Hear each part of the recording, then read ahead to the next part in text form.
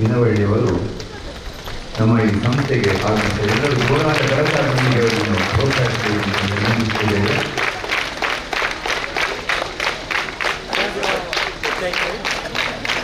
ಹಿಂದಿನ ವರ್ಷ 2 ವರ್ಷಗಳ ಹಿಂದೆ ವಾರ್ಷಿಕೋತ್ಸವಕ್ಕೆ ನಮ್ಮ ಶಾಲೆಯ ವಿದ್ಯಾರ್ಥಿಯಾಗಿ ವಿದ್ಯಾಕುಮಾರಿ ಅವರು ಅತಿಥಿಗಳಾಗಿ ಆಗಮಿಸಿದರು. PN ಇನವಳ್ಳಿ ಅವರು ಆಗಮಿಸಿದ್ದಾರೆ. ಇದು ನಮ್ಮ ಶಾಲೆಯ ಒಂದು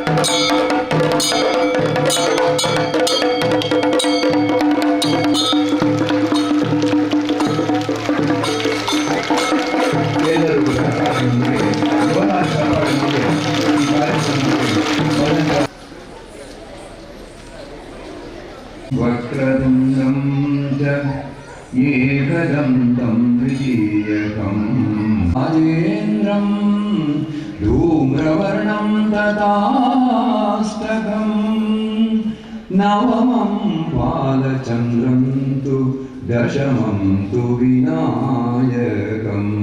ಈ ವರ್ಷದ ನಮ್ಮ ಶೈಕ್ಷಣಿಕ ವರ್ಷದ ವಾರ್ಷಿಕೋತ್ಸವದ ಅಂಗವಾಗಿ ಪ್ರತಿಭೋತ್ಸವ ಕಾರ್ಯಕ್ರಮದ ಪೂರ್ವಭಾವಿಯಾಗಿ ಧ್ವಜಾರೋಹಣ ಕಾರ್ಯಕ್ರಮವನ್ನು ನಮ್ಮೆಲ್ಲರ ಹಿರಿಯರು ಮಾರ್ಗದರ್ಶಕರು ಪಾವೂರು ಹರೇಕಳ ತ್ರಿಶಕ್ತಿ ವಿದ್ಯಾವರ್ಧಕ ಸಂಘದ ಅಧ್ಯಕ್ಷರಾಗಿರುವಂಥ ಗೌರವಾನ್ವಿತ ನಮ್ಮ KN ಆಳ್ವ ಅವರು ಧ್ವಜಾರೋಹಣ ಮಾಡಬೇಕು ಅಂತೇಳಿ ಅವ್ರ ಪ್ರೀತಿಯಿಂದ ವಿನಂತಿ.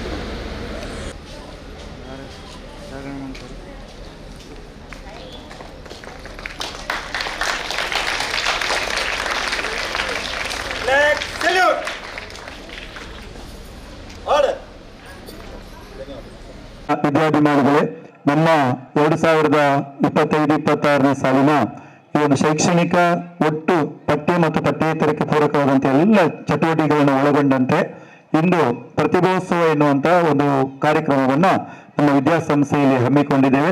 ಈಗಾಗಲೇ ತುಂಬ ಮಂದಿ ವಿದ್ಯಾಭಿಮಾನಿಗಳು, ನಮ್ಮ ಸಂಸ್ಥೆಯ ಹಳೆಯ ವಿದ್ಯಾರ್ಥಿಗಳು, ನಮ್ಮ ವಿದ್ಯಾಸಂಸ್ಥೆಯ ನಿವೃತ್ತ ಶಿಕ್ಷಕರು ಎಲ್ಲರೂ ಆಗಮಿಸಿದ್ದೀರಿ. ವಿದ್ಯಾರ್ಥಿಗಳ ಪೋಷಕರು ಕೂಡ ಆಗಮಿಸಿದ್ದೀರಿ. ತಮ್ಮೆಲ್ಲರನ್ನು ಕೂಡ ಬಹಳ ಗೌರವಪೂರ್ವಕವಾಗಿ ಭಕ್ತಿಯಿಂದ ಸ್ವಾಗತ ಮಾಡಿಕೊಂಡು ನಮ್ಮ ಅತಿಥಿಯವರನ್ನ ವೇದಿಕೆಗೆ ಬರಮಾಡಿಕೊಳ್ಳುವಂತಹ ಒಂದು ಸುಂದರವಾದ ಕ್ಷಣಕ್ಕೆ ನಾವೆಲ್ಲರೂ ಭಾಗಿಗಳಾಗಿದ್ದೇವೆ. ಈ ಕಾರ್ಯಕ್ರಮದ ಉದ್ಘಾಟನೆಯನ್ನು ಮಾಡಲಿಕ್ಕೆ ನಮ್ಮ ಹಳೆ ವಿದ್ಯಾರ್ಥಿಗಳು, ಹೆಮ್ಮೆಯ ಹಳೆ ವಿದ್ಯಾರ್ಥಿಗಳು, ಗೌರವಾನ್ವಿತ ಶ್ರೀ ನ್ಯಾಯಮೂರ್ತಿ ತ್ಯಾಗರಾಜ ನಾರಾಯಣ ಇನವಳ್ಳಿ ಅವರು, ನ್ಯಾಯಾಧೀಶರು, ಕರ್ನಾಟಕ ಉಚ್ಚ ನ್ಯಾಯಾಲಯ ಕಾರ್ಯಕ್ರಮವನ್ನು ಉದ್ಘಾಟನೆ ಮಾಡಲಿಕ್ಕಿದ್ದಾರೆ. ಹಾಗೆ ಸಭೆಯ ಅಧ್ಯಕ್ಷತೆಯನ್ನ ನಮ್ಮ ಸಂಸ್ಥೆಯ ಅಧ್ಯಕ್ಷರಾದ KN ಆಳ್ವ ಅವರು ವಹಿಸಿಕೊಳ್ಳಲಿಕ್ಕಿದ್ದಾರೆ. ಹಾಗೂ ಸಮಾರಂಭದಲ್ಲಿ ನಮ್ಮ ಸಂಚಾಲಕರಾದ ಕಡಿಮೆ ಸೋಮಶೇಖರ್ ಚೌಟ್ರಿ ಹಾಗೂ ಆಡಳಿತ ಮಂಡಳಿಯ ಕಾರ್ಯದರ್ಶಿಗಳಾಗಿರುವಂತಹ ಶ್ರೀಯುತ ರಾಜಕುಮಾರ್ ಶೆಟ್ಟಿ ಅವರು ಹಾಗೂ ನಮ್ಮ ಜಂಟಿ ವಿದ್ಯಾಸಂಸ್ಥೆಯ ಮುಖ್ಯೋಪಾಧ್ಯಾಯರು ವೇದಿಕೆಯಲ್ಲಿರ್ತಾರೆ. ಮತ್ತೆ ಎಲ್ಲ ಅತಿಥಿ ವರಿಯರು ಸಂಜೆ ನಡೆಯತಕ್ಕಂಥ ಪ್ರತಿಭಾ ಪುರಸ್ಕಾರ ಕಾರ್ಯಕ್ರಮದಲ್ಲಿ ಗೌರವ ಅತಿಥಿಗಳಾಗಿ ಪಾಲ್ಗೊಳ್ಳಲಿಕ್ಕಿದ್ದಾರೆ. ಎಲ್ಲರೂ ಎದ್ದು ನಿಂತು ಚಪ್ಪಾಳೆಯೊಂದಿಗೆ ಅವರಿಗೆ ಹಾರ್ದಿಕವಾದ ಸ್ವಾಗತವನ್ನು ಬಯಸುವ ವೇದಿಕೆಗೆ ಬರಮಾಡಿಕೊಳ್ಳುವ.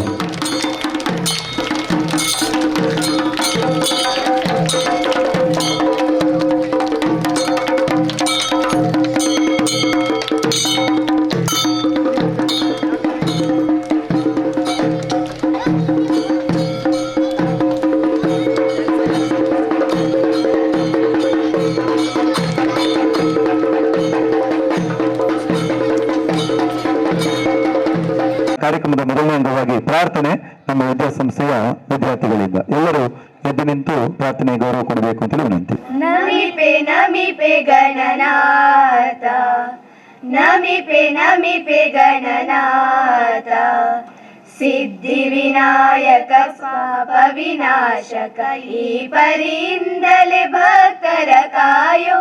ನಮಿಪೆ ನಮಿಪೆ ಗಣನಾಥ, ನಮಿಪೆ ನಮಿಪೆ ಗಣನಾಥ, ಮೂಲ ವಂದನೆ ಶ್ರೀ ಗಣನಾಥ, ಮೂಷಿಕ ವಾಹನ ಮುನಿ ಜನ ಪ್ರೇಮ. ಮೂಲ ವಂದನೆ ಶ್ರೀ ಗಣನಾಥ, ಮೂಷಿಕ ವಾಹನ ಮುನಿ ಜನ ಪ್ರೇಮ. ಕನ್ನಡ ನುಡಿಯ ವೈಭವನುಳಿಸು, ಕನ್ನಡ ನುಡಿಯ ವೈಭವನುಳಿಸು, ಅಮರ ವಿನುತ ಅಂಬಾಸುತನೇ ನಮಿಪೆ ನಮಿಪೆ ಗಣನಾಥ ನಮಿಪೆ ನಮಿಪೆ ಗಣನಾಥ ಸಿದ್ಧಿ ವಿನಾಯಕ ಸುಜನರ ಬಂಧು ತ್ರಿಜಗ ಪೂಜಿತ ಕರುಣಾ ಸಿಂಧು ಸಿದ್ಧಿ ವಿನಾಯಕ ಸುಜನರ ಬಂಧು ತ್ರಿಜಗ ಪೂಜಿತ ಕರುಣಾ ಸಿಂಧು ನಾಂದಿಯ ಪ್ರಾರ್ಥನೆ ಯಶ ನಮಗೆಂದು ನಾಂದಿಯ ಪ್ರಾರ್ಥನೆ ಯಶ ನಮಗೆಂದು ಚರಣ ಕಮಲದಲ್ಲಿ ನಾವಿಂದು ನಮಿಪೆ ನಮಿಪೆ ಗಣನಾಥ ನಮಿಪೆ ನಮಿಪೆ ಗಣನಾಥ ಸಿದ್ಧಿ ವಿನಾಯಕ ಪಾಪ ವಿನಾಶಕ ಈ ಬರಿಯಿಂದಲೇ ಭಕ್ತರ ಕಾಯೋ ನಮಿಪೆ ನಮಿಪೆ ಗಣನಾಥ ನಮಿಪೆ ನಮಿಪೆ ಗಣನಾಥ ಗಣನಾಥ ಗಣನಾಥ. ಪ್ರಾರ್ಥನೆಗೆ ಇರುವಂತಹ ವಿದ್ಯಾರ್ಥಿಗಳಿಗೆ ವಂದನೆಗಳು. ಇವತ್ತಿನ ಕಾರ್ಯಕ್ರಮ ನಿರ್ವಿಘ್ನವಾಗಿ ನಡೆಯಲಿ ಅಂತೇಳಿ ಗಣೇಶನ ಸ್ತುತಿಯೊಂದಿಗೆ ನಮ್ಮ ಕಾರ್ಯಕ್ರಮವನ್ನು ಆರಂಭ ಮಾಡ್ತಾ ಇದ್ದೇವೆ. ನಮ್ಮ ವಿದ್ಯಾಸಂಸ್ಥೆಯಲ್ಲಿ ಯಾವುದೇ ಕಾರ್ಯಕ್ರಮಗಳು ಆಗಬೇಕು ಅಂತಂದ್ರೆ ಅದೊಂದು ಬಹಳ ಶಿಸ್ತುಬದ್ಧವಾಗಿ ಹಾಗೂ ಕ್ರಮಬದ್ಧವಾಗಿ ವ್ಯವಸ್ಥಿತವಾಗಿ ನಡೆಯುವಂಥದ್ದು ತಮಗೆಲ್ಲರಿಗೂ ಗೊತ್ತಿದೆ. ತುಂಬ ಮಂದಿ ಮೊದಲೆಲ್ಲ ರಾತ್ರಿ ಬೆಳಗ್ಗೆ ತನಕ ಈ ಒಂದು ವಾರ್ಷಿಕೋತ್ಸವ ನಡೀತಾ ಇತ್ತು. ಕಾಲಕ್ರಮೇಣ ನಮ್ಮ ಪರಿಸ್ಥಿತಿಗಳು ಬದಲಾದ ಹಾಗೆ ಮನುಷ್ಯರು ಬದಲಾಗೋದು ಪರಿಸ್ಥಿತಿ ಅಲ್ಲ, ಆದರೂ ಕೂಡ ಕೆಲವೊಮ್ಮೆ ಹೆದರಿಕೆಗಳು ಎಲ್ಲ ನಡೀತದೆ. ಹಾಗಾಗಿ ಪೋಷಕರಿಗೆ ಮತ್ತೆ ವಿದ್ಯಾರ್ಥಿಗಳಿಗೆ ನಮ್ಮ ಅಧ್ಯಾಪಕರಿಗೆ ಕೂಡ ಇದರ ಬಗ್ಗೆ ತುಂಬ ಜಾಗರೂಕತೆಯಿಂದ ಕೆಲಸವನ್ನು ನಿರ್ವಹಿಸಬೇಕು ಅಂತ ಹೇಳಿಕೊಂಡು ಮಕ್ಕಳು ಕೂಡ ಬಹಳ ಜಾಗೃತಿಯಿಂದ ಮನೆಯನ್ನು ತಲುಪಬೇಕು. ಇದೆಲ್ಲವನ್ನ ನೋಡಿಕೊಂಡು ನಾವು ಅದನ್ನ ಕಾಲಮಿತಿಯಲ್ಲಿ ಹೇಗೆ ಯಕ್ಷಗಾನ ಬದಲಾವಣೆ ಆಯಿತು ಹಾಗೆ ನಾವು ವಾರ್ಷಿಕೋತ್ಸವ ಕೂಡ ಸಂಜೆ ಒಂದು 6 ಗಂಟೆ ತನಕ ಮಾಡಲಿಕ್ಕೆ ಈಗಾಗಲೇ ಕೆಲವು ವರ್ಷಗಳಿಂದ ಮಾಡ್ತಾ ಇದ್ದೇವೆ ಆಡಳಿತ ಮಂಡಳಿಯ ವತಿಯಿಂದ. ಮುಖ್ಯವಾಗಿ ಇದಕ್ಕೆ ಒಂದು ಪಾವೂರು ಹರೇಕಳ ತ್ರಿಶಕ್ತಿ ವಿದ್ಯಾವರ್ಧಕ ಸಂಘ ಅದರ ಒಂದು ನೇತೃತ್ವದಲ್ಲಿ ಹಲವಾರು ಅಧ್ಯಕ್ಷರು ಗೌರವಾನ್ವಿತ ನಮ್ಮ ಪದಾಧಿಕಾರಿಗಳು ಅವರ ಮುಂದಾಲೋಚನೆ ಯೋಜನೆ ಅನುಷ್ಠಾನ ಇವೆಲ್ಲರ ಇದರಲ್ಲಿ ಮುಂದಾಳತ್ವದಲ್ಲಿ ನಮ್ಮ ವಿದ್ಯಾಸಂಸ್ಥೆಯ ಹಲವಾರು ಕಾರ್ಯಕ್ರಮಗಳು ಬಹಳ ಅಚ್ಚುಕಟ್ಟಾಗಿ ನೆರವೇರ್ತಾ ಬರ್ತಾ ಇದೆ.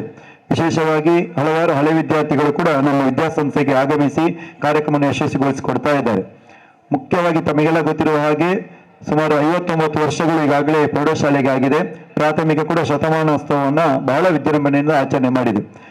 ಯಾಕೆ ಈ ಮಾತನ್ನು ಹೇಳ್ತಾ ಇದ್ದೀನಿ ಅಂದ್ರೆ ತುಂಬಾ ಹಳೆಯ ವಿದ್ಯಾಸಂಸ್ಥೆ, ಹಲವಾರು ಹಳೆ ವಿದ್ಯಾರ್ಥಿಗಳು ಈ ವಿದ್ಯಾಸಂಸ್ಥೆ ಕಲಿತಂತ ವಿದ್ಯಾರ್ಥಿಗಳು ರಾಜ್ಯ ರಾಷ್ಟ್ರ ಅಂತಾರಾಷ್ಟ್ರೀಯ ಮಟ್ಟದಲ್ಲಿ ತನ್ನ ಸಾಧನೆಯನ್ನು ಗುರುತಿಸಿಕೊಂಡು ನಮ್ಮ ವಿದ್ಯಾಸಂಸ್ಥೆಗೆ ಊರಿಗೆ ಒಂದು ಒಳ್ಳೆಯ ಗೌರವವನ್ನು ತಂದುಕೊಟ್ಟಿದ್ದಾರೆ ಅಂತ ಹೇಳಿದ್ರೆ ಅದೇ ಈ ವಿದ್ಯಾಸಂಸ್ಥೆಯ ಒಂದು ಇತಿಹಾಸಕ್ಕೆ ಒಂದು ಮಾದರಿ ಅಂತೇಳಿ ಹೇಳ್ಕೊಳ್ಬಹುದು. ನಮಗೆಲ್ಲರಿಗೂ ಬಹಳ ಖುಷಿ ಮತ್ತು ಹೆಮ್ಮೆ. ಇವತ್ತು ವಿದ್ಯಾರ್ಥಿಗಳು ಒಬ್ಬೊಬ್ಬರು ಅತಿಥಿಗಳಾಗಿ ಕರೆದಾಗ ಅವರು ವೇದಿಕೆಗೆ ಬರುವಂಥದ್ದೇ ಬಹಳ ಅಪರೂಪ. ಆದ್ರೆ ಬರ್ತಾರಂತ ಹೇಳುವಾಗ ಇಡೀ ಊರಿಗೆ ಒಂದು ಸಡಗರ, ಈ ಒಂದು ಹಬ್ಬದ ಒಂದು ವಾತಾವರಣ. ಅದರಲ್ಲಿ ಇಂತಹ ಗೌರವಾನ್ವಿತ ಅತಿಥಿಗಳನ್ನ ಕರೆದಾಗ ನಮಗೂ ಶಿಕ್ಷಕರಿಗೆ ಕಲಿಸಿದ ಗುರುಗಳಿಗೆ ಕೂಡ ಬಹಳ ಹೆಮ್ಮೆ. ಆ ವಿಚಾರವಾಗಿ ಇವತ್ತು ನಮಗೆ ಅವರು ಬರುವಂಥದ್ದೇ ಬಹಳ ಖುಷಿ ಕೊಟ್ಟಿದೆ, ಸೌಭಾಗ್ಯ ಅಂತೇಳಿ ಎಣಿಸ್ಕೊಳ್ತೇವೆ. ಅವರಿಗೆ ಪ್ರೋಟೋಕಾಲ್ ಬರ್ತದೆ. ಹಾಗಾಗಿ ನಾವು ಇವತ್ತು ತುಂಬ ಮಂದಿ ವೇದಿಕೆಯಲ್ಲಿ ಕೂತ್ಕೊಳ್ಬೇಕು. ನಮ್ಮ ಅತಿಥಿವರಿಯರು ಅವರೆಲ್ಲ ಸಂಜೆ 3 ಗಂಟೆಗೆ ಪ್ರತಿಭಾ ಪುರಸ್ಕಾರಕ್ಕೆ ನಾವು ಅವರನ್ನ ವೇದಿಕೆಯಲ್ಲಿ ಕೂತ್ಕೊಳ್ತೇವೆ. ಇವತ್ತು ಆ ಪ್ರೋಟೋಕಾಲ್ ಪ್ರಕಾರ ಗೌರವಾನ್ವಿತ ಅತಿಥಿಗಳು ನಮ್ಮ ಗೌರವಾನ್ವಿತ ಶ್ರೀ ನ್ಯಾಯಮೂರ್ತಿ ತ್ಯಾಗರಾಜ ನಾರಾಯಣ ಹಿನ್ನವಳ್ಳಿಯವರು, ನ್ಯಾಯಾಧೀಶರು, ಕರ್ನಾಟಕ ಉಚ್ಚ ನ್ಯಾಯಾಲಯ ಅವರು ಉದ್ಘಾಟನೆ ಮಾಡಲಿಕ್ಕಿದ್ದಾರೆ. ಸಭೆಯ ಅಧ್ಯಕ್ಷತೆಯನ್ನ ನಮ್ಮ ಕೆ ನಾಳ್ವ ಅವರು ಪಾವೂರು ಹರೇಕಳ ತ್ರಿಶಕ್ತಿ ವಿದ್ಯಾವರ್ಧಕ ಸಂಘದ ಅಧ್ಯಕ್ಷರು ಅಧ್ಯಕ್ಷತೆ ವಹಿಸ್ತಾರೆ. ಮತ್ತೆ ಕಾರ್ಯದರ್ಶಿಗಳಾದಂತಹ ರಾಜಕುಮಾರ್ ಶೆಟ್ಟಿ ಅವರಿದ್ದಾರೆ, ಹಾಗೂ ನಮ್ಮ ಸಂಚಾಲಕರು ಇದ್ದಾರೆ, ಹಾಗೂ 2 ವಿದ್ಯಾಸಂಸ್ಥೆಯ ಮುಖ್ಯ ಗುರುಗಳು ಇದ್ದಾರೆ. ನಮ್ಮ ವಿದ್ಯಾಸಂಸ್ಥೆಯ ಬಗ್ಗೆ ಒಂದೇ ನಿಮಿಷದಲ್ಲಿ ಹೇಳ್ತೀನಿ, ತದನಂತರ ಸ್ವಾಗತಕ್ಕೆ ಹೋಗ್ತೇವೆ. ತದನಂತರ ಕಾರ್ಯಕ್ರಮಗಳು ಚಿಕ್ಕದಾಗಿ ಚೊಕ್ಕದಾಗಿ ನಡೆಯುತ್ತದೆ. ಮುಖ್ಯವಾಗಿ ಪಠ್ಯಕ್ಕೆ ಎಷ್ಟು ನಾವು ಮಹತ್ವವನ್ನು ಕೊಟ್ಟಿದ್ದಾರೆಯೋ ಅದೇ ರೀತಿ ಪಠ್ಯೇತರ ಚಟುವಟಿಕೆಗಳಿಗೆ ಕೂಡ ಒಳ್ಳೆಯ ಮಹತ್ತರವಾದಂಥ ಒಂದು ಅವಕಾಶವನ್ನ ಕೊಟ್ಟು ಈ ವಿದ್ಯಾರ್ಥಿಗಳು ರಾಜ್ಯ ಮಟ್ಟದಲ್ಲಿ ರಾಷ್ಟ್ರ ಮಟ್ಟದಲ್ಲಿ ಒಂದು ಕೆಲಸ ಮಾಡಲಿಕ್ಕೆ ಮಿಂಚಲಿಕ್ಕೆ ವೇದಿಕೆಯನ್ನ ಸೂಕ್ತವಾಗಿ ನಮ್ಮ ವಿದ್ಯಾಸಂಸ್ಥೆ ಕೊಟ್ಟಿದೆ ಅಂತ ಹೇಳಲಿಕ್ಕೆ ಬಹಳ ಹೆಮ್ಮೆ ಪಡ್ತೇವೆ. ಅದು ಕ್ರೀಡೆಯಲ್ಲಿ ಒಂದು ರಾಜ್ಯ ಮಟ್ಟದ ಸಾಧನೆ ಆಗಿರ್ಬೋದು. ನಮ್ಮ ಸ್ಕೌಟ್ ಮತ್ತು ಗೈಡ್ಸ್ ಅಲ್ಲಿ ಸುಮಾರು 16 ವಿದ್ಯಾರ್ಥಿಗಳು ರಾಷ್ಟ್ರಪತಿ ಪುರಸ್ಕಾರ ಪಡೆದದ್ದಾಗಿರ್ಬೋದು. ಹಾಗೆ ಪ್ರತಿಭಾ ಕಾರಂಜಿಯಲ್ಲಿ ರಾಜ್ಯ ಮಟ್ಟದಲ್ಲಿ ನಮ್ಮ ನೃತ್ಯ ಆಗಿರ್ಬೋದು, ಆಶುಭಾಷಣ ಆಗಿರ್ಬೋದು, ರಾಜ್ಯ ಮಟ್ಟದಲ್ಲಿ ಪ್ರತಿಭಾ ಸ್ಥಾನವನ್ನ ಪಡೆದದ್ದಾಗಿರ್ಬೋದು. ಹೀಗೆ ಹೇಳಲಿಕ್ಕೆ ಹೋದ್ರೆ ತುಂಬಾ ವಿಚಾರಗಳಿದೆ.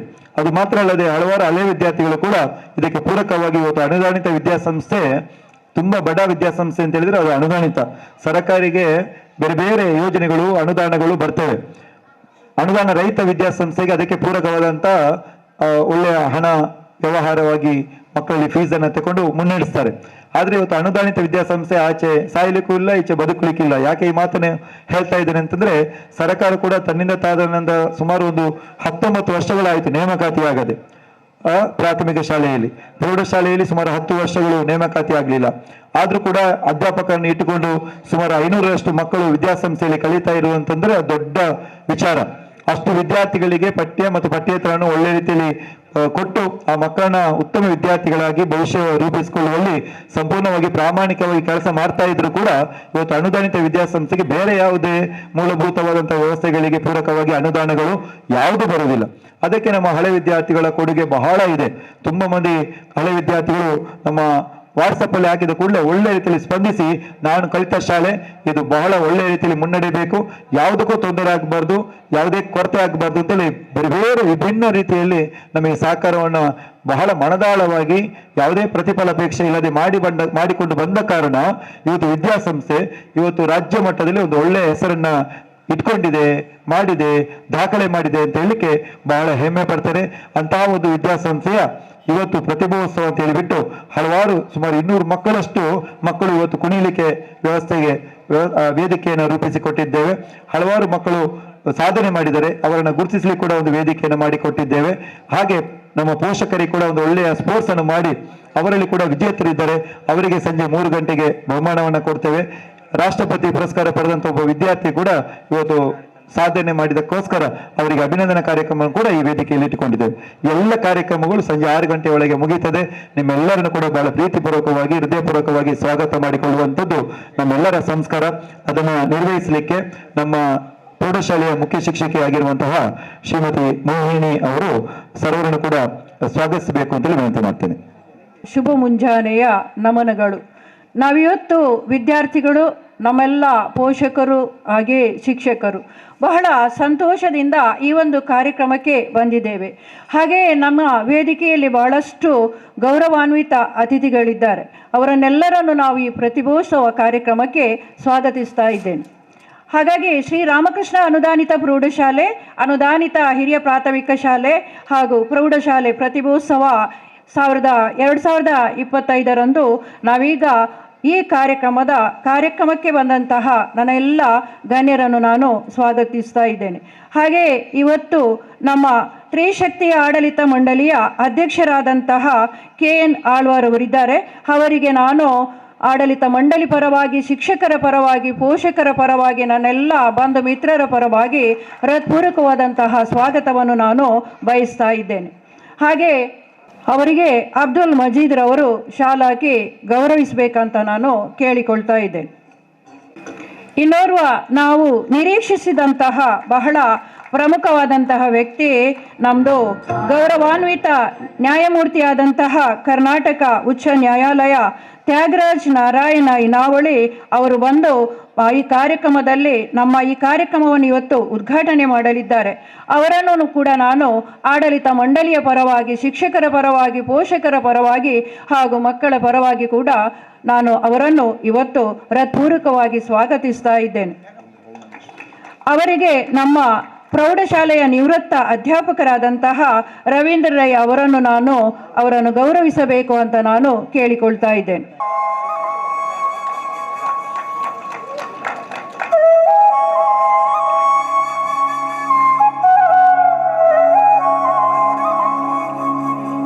ಇನ್ನು ನಮ್ಮ ಆಡಳಿತ ಮಂಡಳಿಯ ಕಾರ್ಯದರ್ಶಿಯಾದಂತಹ ಶ್ರೀಯುತ ರಾಜ್ಕುಮಾರ್ ಶೆಟ್ಟಿ ಅವರನ್ನು ಕೂಡ ನಾನು ಎಲ್ಲರ ಪರವಾಗಿ ಹೃತ್ಪೂರ್ವಕವಾಗಿ ಸ್ವಾಗತಿಸ್ತಾ ಇದ್ದೇನೆ.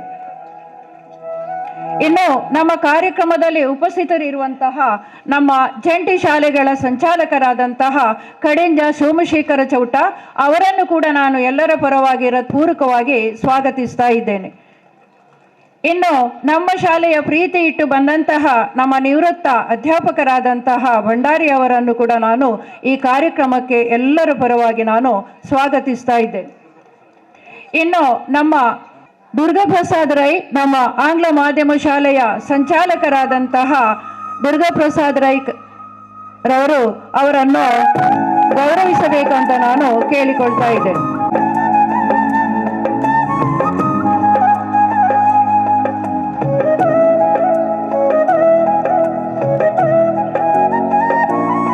ಮುಖ್ಯೋಪಾಧ್ಯಾಯನಾದಂತಹ ಪ್ರೇಮಲತಾ ಟೀಚರ್ ಅವರನ್ನು ಕೂಡ ನಾನು ಎಲ್ಲರ ಪರವಾಗಿ ಸ್ವಾಗತಿಸ್ತಾ ಇದ್ದೇನೆ.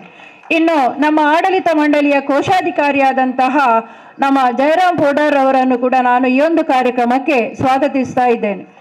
ಇನ್ನು ನಮ್ಮ ಕಾರ್ಯಕ್ರಮಕ್ಕೆ ಬಂದಂತಹ ನಿವೃತ್ತ ಮುಖ್ಯೋಪಾಧ್ಯಾಯರವರು ಬಂದಿದ್ದಾರೆ, ಹಾಗೂ ರಕ್ಷಕ ಶಿಕ್ಷಕ ಸಂಘದ ಅಧ್ಯಕ್ಷರಾದಂತಹ ಮಜೀದ್ರವರು ಬಂದಿದ್ದಾರೆ. ಅವರನ್ನು ಕೂಡ ನಾನು ಎಲ್ಲರ ಪರವಾಗಿ ಸ್ವಾಗತಿಸ್ತಾ ಇದ್ದೇನೆ. ನಮ್ಮ ವಿವೇಕಾನಂದ ಆಂಗ್ಲ ಮಾಧ್ಯಮ ಶಾಲೆಯ ಸಂಚಾಲಕರಾದಂತಹ ದುರ್ಗಾಪ್ರಸಾದ್ ರವರು ಬಂದಿದ್ದಾರೆ. ಅವರನ್ನು ಕೂಡ ನಾನು ಎಲ್ಲರ ಪರವಾಗಿ ಸ್ವಾಗತಿಸ್ತಾ ಇದ್ದೇನೆ. ಇನ್ನು ನಮ್ಮ ಶಾಲೆಯಲ್ಲಿ ಪ್ರೀತಿ ಇಟ್ಟು ಬಂದಂತಹ ನನ್ನೆಲ್ಲ ಮಕ್ಕಳ ಪೋಷಕರು ಬಂಧು ಮಿತ್ರರು ಬಂದಿದ್ದಾರೆ, ಅವರನ್ನು ಕೂಡ ನಾನು ಸ್ವಾಗತಿಸ್ತಾ ಇದ್ದೇನೆ. ಇನ್ನು ಮಾಧ್ಯಮ ಮಿತ್ರರಿದ್ದಾರೆ, ಅವರನ್ನು ಕೂಡ ನಾನು ಎಲ್ಲರ ಪರವಾಗಿ ಸ್ವಾಗತಿಸ್ತಾ ಇದ್ದೇನೆ. ಇನ್ನು ನಮ್ಮ ಹಳೆ ವಿದ್ಯಾರ್ಥಿಗಳು ಬಂದಿದ್ದಾರೆ. ನಮ್ಮ ಶಾಲೆಯಲ್ಲಿ ಪ್ರೀತಿ ಇಟ್ಟಂತಹ ಸೇವೆ ಸಲ್ಲಿಸಿದಂತಹ ಅನೇಕ ಶಿಕ್ಷಕರು ಕೂಡ ಬಂದಿದ್ದಾರೆ. ಅವರನ್ನು ಕೂಡ ಈ ಕಾರ್ಯಕ್ರಮಕ್ಕೆ ನಾನು ಹೃತ್ಪೂರ್ವಕವಾಗಿ ಸ್ವಾಗತಿಸುತ್ತಾ ನನ್ನ ಸ್ವಾಗತ ಭಾಷಣವನ್ನು ಇಲ್ಲಿಗೆ ಮುಕ್ತಾಯಗೊಳಿಸ್ತೇನೆ. ಆದರಪೂರ್ವಕವಾಗಿ ಸ್ವಾಗತ ಮಾಡಿದಂತಹ ನಮ್ಮ ಪ್ರೌಢಶಾಲಾ ಮುಖ್ಯ ಶಿಕ್ಷಕಿಯಾಗಿರುವಂತಹ ಮೋಹಿನಿ ಅವರಿಗೂ ಪ್ರೀತಿಯ ಸ್ವಾಗತ. ನಮ್ಮೊಂದಿಗೆ ಇರುವಂತಹ ಶಿಕ್ಷಕ ರಕ್ಷಕ ಸಂಘದ ಅಬ್ದುಲ್ ಮಜೀದ್ ಅವರಿಗೆ ಗುಲಾಬಿಯನ್ನು ರವಿಶಂಕರ್ ನೀಡಿ ಸ್ವಾಗತಿಸಬೇಕು ಅಂತ ವಿನಂತಿ ಮಾಡ್ತೇನೆ. ಹಾಗೆ ಮಾಜಿ ತಾಲೂಕ್ ಪಂಚಾಯತ್ ಸದಸ್ಯರು, ನಮ್ಮ ಬಹಳ ಆತ್ಮೀಯರು, ವಿದ್ಯಾಸಂಸ್ಥೆ ಬಗ್ಗೆ ಅಪಾರ ಪ್ರೀತಿ ಗೌರವ ಇರುವಂತಹ ಮೊಹಮ್ಮದ್ ಮುಸ್ತಫರ್ ಅವರಿಗೆ ಕೂಡ ರವಿಶಂಕರ್ ಸರ್ ಅವರು ಗುಲಾಬಿ ನೀಡಿ ಅವರನ್ನು ಸ್ವಾಗತಿಸಬೇಕು ಅಂತ ಈ ಸಂದರ್ಭದಲ್ಲಿ ವಿನಂತಿ ಮಾಡ್ತೇನೆ. ಬಾಕಿ ಎಲ್ಲರೂ ನಮ್ಮ ನಿವೃತ್ತ ಮುಖ್ಯ ಶಿಕ್ಷಕರು ಎಲ್ಲರಿದ್ದೀರಿ, ತಮ್ಮೆಲ್ಲರೂ ಕೂಡ ಬಹಳ ಮತ್ತೊಮ್ಮೆ ಸ್ವಾಗತ ಮಾಡಿಕೊಂಡು ಪ್ರಾಥಮಿಕ ಶಾಲಾ ವಿಭಾಗದ ಶಿಕ್ಷಕ ರಕ್ಷಕ ಸಂಘದ ಅಧ್ಯಕ್ಷರಾಗಿರುವಂತಹ ಇಸ್ಮಾಯಿಲ್ ಅವರು, ಅವರನ್ನು ಕೂಡ ಎಲ್ಲಿದ್ದೀರಿ, ಅವರನ್ನು ಕೂಡ ಪ್ರೀತಿಪೂರ್ವಕವಾಗಿ ಸ್ವಾಗತ ಮಾಡಿಕೊಂಡು ಇದೀಗ ದೀಪ ಪ್ರಜ್ವಲನೆ ಮಾಡುವ ಮುಖೇನ ಇವತ್ತಿನ ಈ ಪ್ರತಿಭೋತ್ಸವ ಕಾರ್ಯಕ್ರಮವನ್ನು ಉದ್ಘಾಟನೆ ಮಾಡಬೇಕು ಅಂತೇಳಿ ಗೌರವಾನ್ವಿತ ನಮ್ಮ ಉದ್ಘಾಟಕರಲ್ಲಿ ವಿನಂತಿ ಮಾಡ್ತೇನೆ.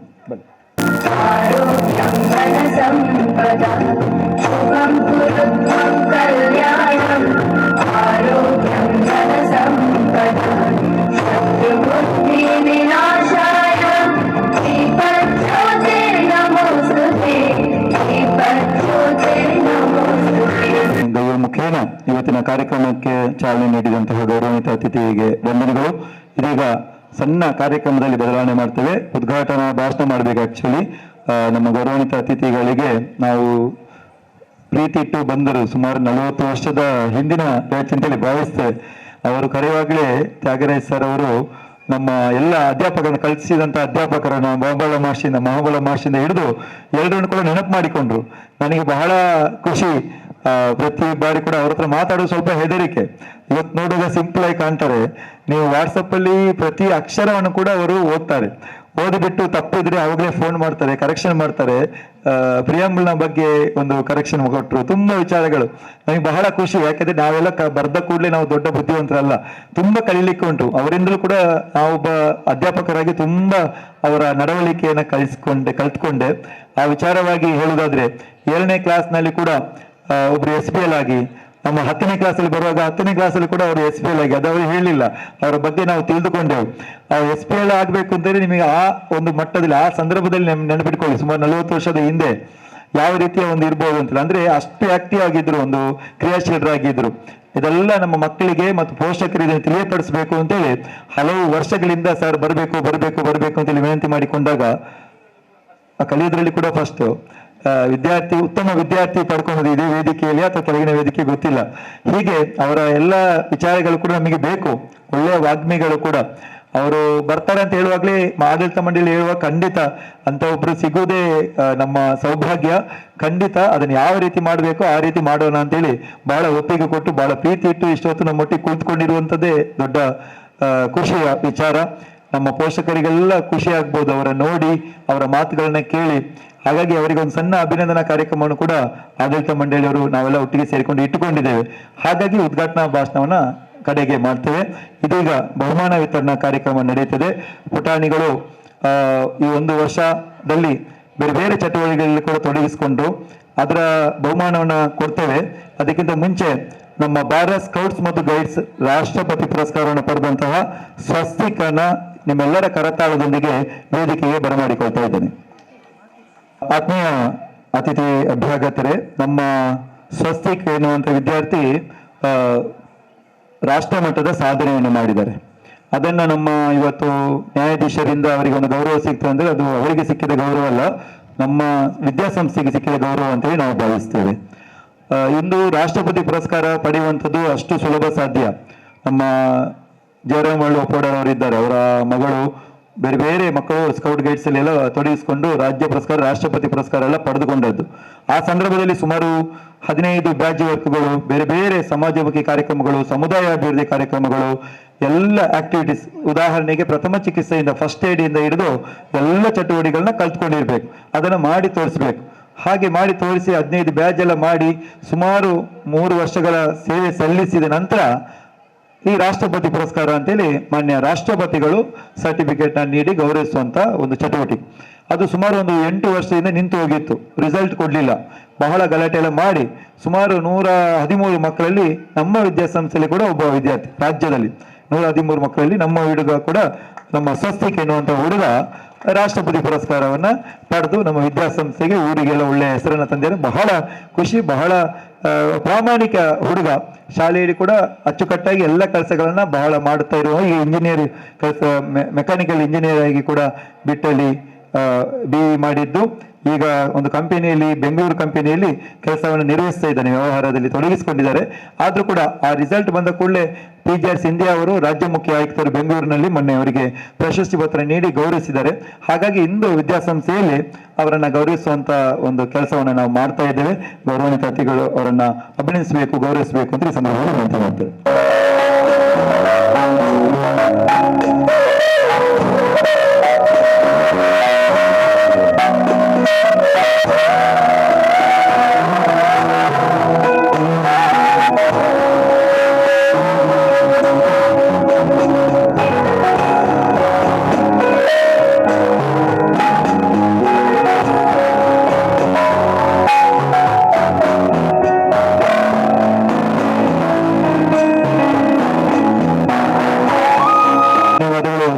ದೂರದ ಬೆಂಗಳೂರಿಂದ ನಮ್ಮ ಕರೆಗೆ ಹೋಗೊಟ್ಟು ಅವನ ಕೆಲಸದಲ್ಲಿದ್ದ, ಆದ್ರೂ ಕೂಡ ಅವರ ತಾಯಿ ಮತ್ತೆ ತಂಗಿಯೊಟ್ಟಿಗೆ ಆಗಮಿಸಿದ್ದಾರೆ.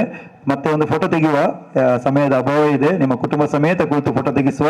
ಇದೀಗ ಪ್ರಾಥಮಿಕ ಶಾಲೆಯಲ್ಲಿ ವಿವಿಧ ಚಟುವಟಿಕೆಗಳಲ್ಲಿ ಪಾಲ್ಗೊಂಡು ಪ್ರಶಸ್ತಿಯನ್ನು ಗಳಿಸಿರುವಂತಹ ವಿಜೇತರ ಪಟ್ಟಿಯನ್ನ ಶ್ರೀಮತಿ ರೇಖಾ ಅವರು ಅಧ್ಯಾಪಕಿ ವಾಚಿಸಬೇಕು ಅಂತೇಳಿ ವಿನಂತಿ ಮಾಡ್ತೇನೆ. ಮಕ್ಕಳು ನೇರವಾಗಿ ಬೇಗ ಬಂದು ಈ ಬಹುಮಾನವನ್ನು ಸ್ವೀಕಾರ ಮಾಡಬೇಕು ಅಂತೇಳಿ ವಿನಂತಿ. ವೇದಿಕೆಯಲ್ಲಿ ಕುಳಿತಿರುವ ಎಲ್ಲ ಗಣ್ಯರಿಗೆ ನನ್ನ ಶುಭ ನಮನಗಳು. ಸಾಂಸ್ಕೃತಿಕ ಸ್ಪರ್ಧೆಯಲ್ಲಿ ಭಾಷಣ ಸ್ಪರ್ಧೆ ಪ್ರಥಮ ಸ್ಥಾನ ಆರುಷಿ, 2ನೇ ತರಗತಿ. ದ್ವಿತೀಯ ಸ್ಥಾನ 1ನೇ ತರಗತಿ ಲವಿಶ್. ಸಂಗೀತ ಸ್ಪರ್ಧೆಯಲ್ಲಿ ಪ್ರಥಮ ಸ್ಥಾನ ತಕ್ಷ, ದ್ವಿತೀಯ ಸ್ಥಾನ ಕಶ್ವಿ. ಚಿತ್ರ ಬಿಡಿಸುವ ಸ್ಪರ್ಧೆಯಲ್ಲಿ ಪ್ರಥಮ ಸ್ಥಾನ ಹನ್ಫಾ ಮರಿಯಾ, ದ್ವಿತೀಯ ಸ್ಥಾನ ಲಾಶ್ಯ. ನಿರ್ವಿ GS ಪ್ರಥಮ ಸ್ಥಾನ, 2ನೇ ಸ್ಥಾನ ಕೀರ್ತನ್ M.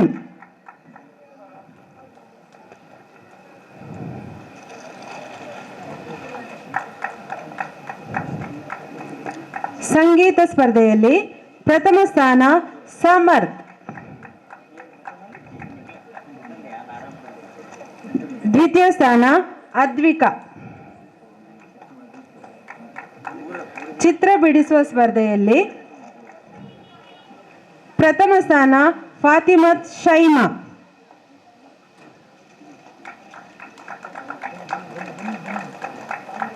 ದ್ವಿತೀಯ ಸ್ಥಾನ ನಿರ್ವಿ GS.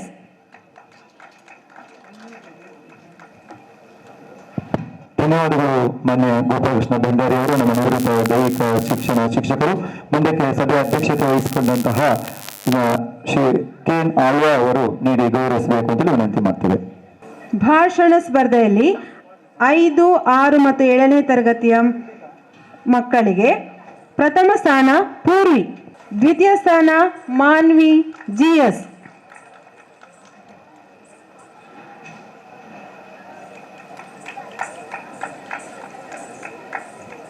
ಸಂಗೀತ ಸ್ಪರ್ಧೆಯಲ್ಲಿ ಪ್ರಥಮ ಸ್ಥಾನ ಹಸ್ತಿಕಾ ಆಳ್ವ, ದ್ವಿತೀಯ ಸ್ಥಾನ ತ್ರಿಷಾ. ಚಿತ್ರ ಬಿಡಿಸುವ ಸ್ಪರ್ಧೆಯಲ್ಲಿ ಪ್ರಥಮ ಸ್ಥಾನ ಫಾತಿಮತ್ ಹಫೀಫಾ, ದ್ವಿತೀಯ ಸ್ಥಾನ ಮೊಹಮ್ಮದ್ ಶಮೀನ್.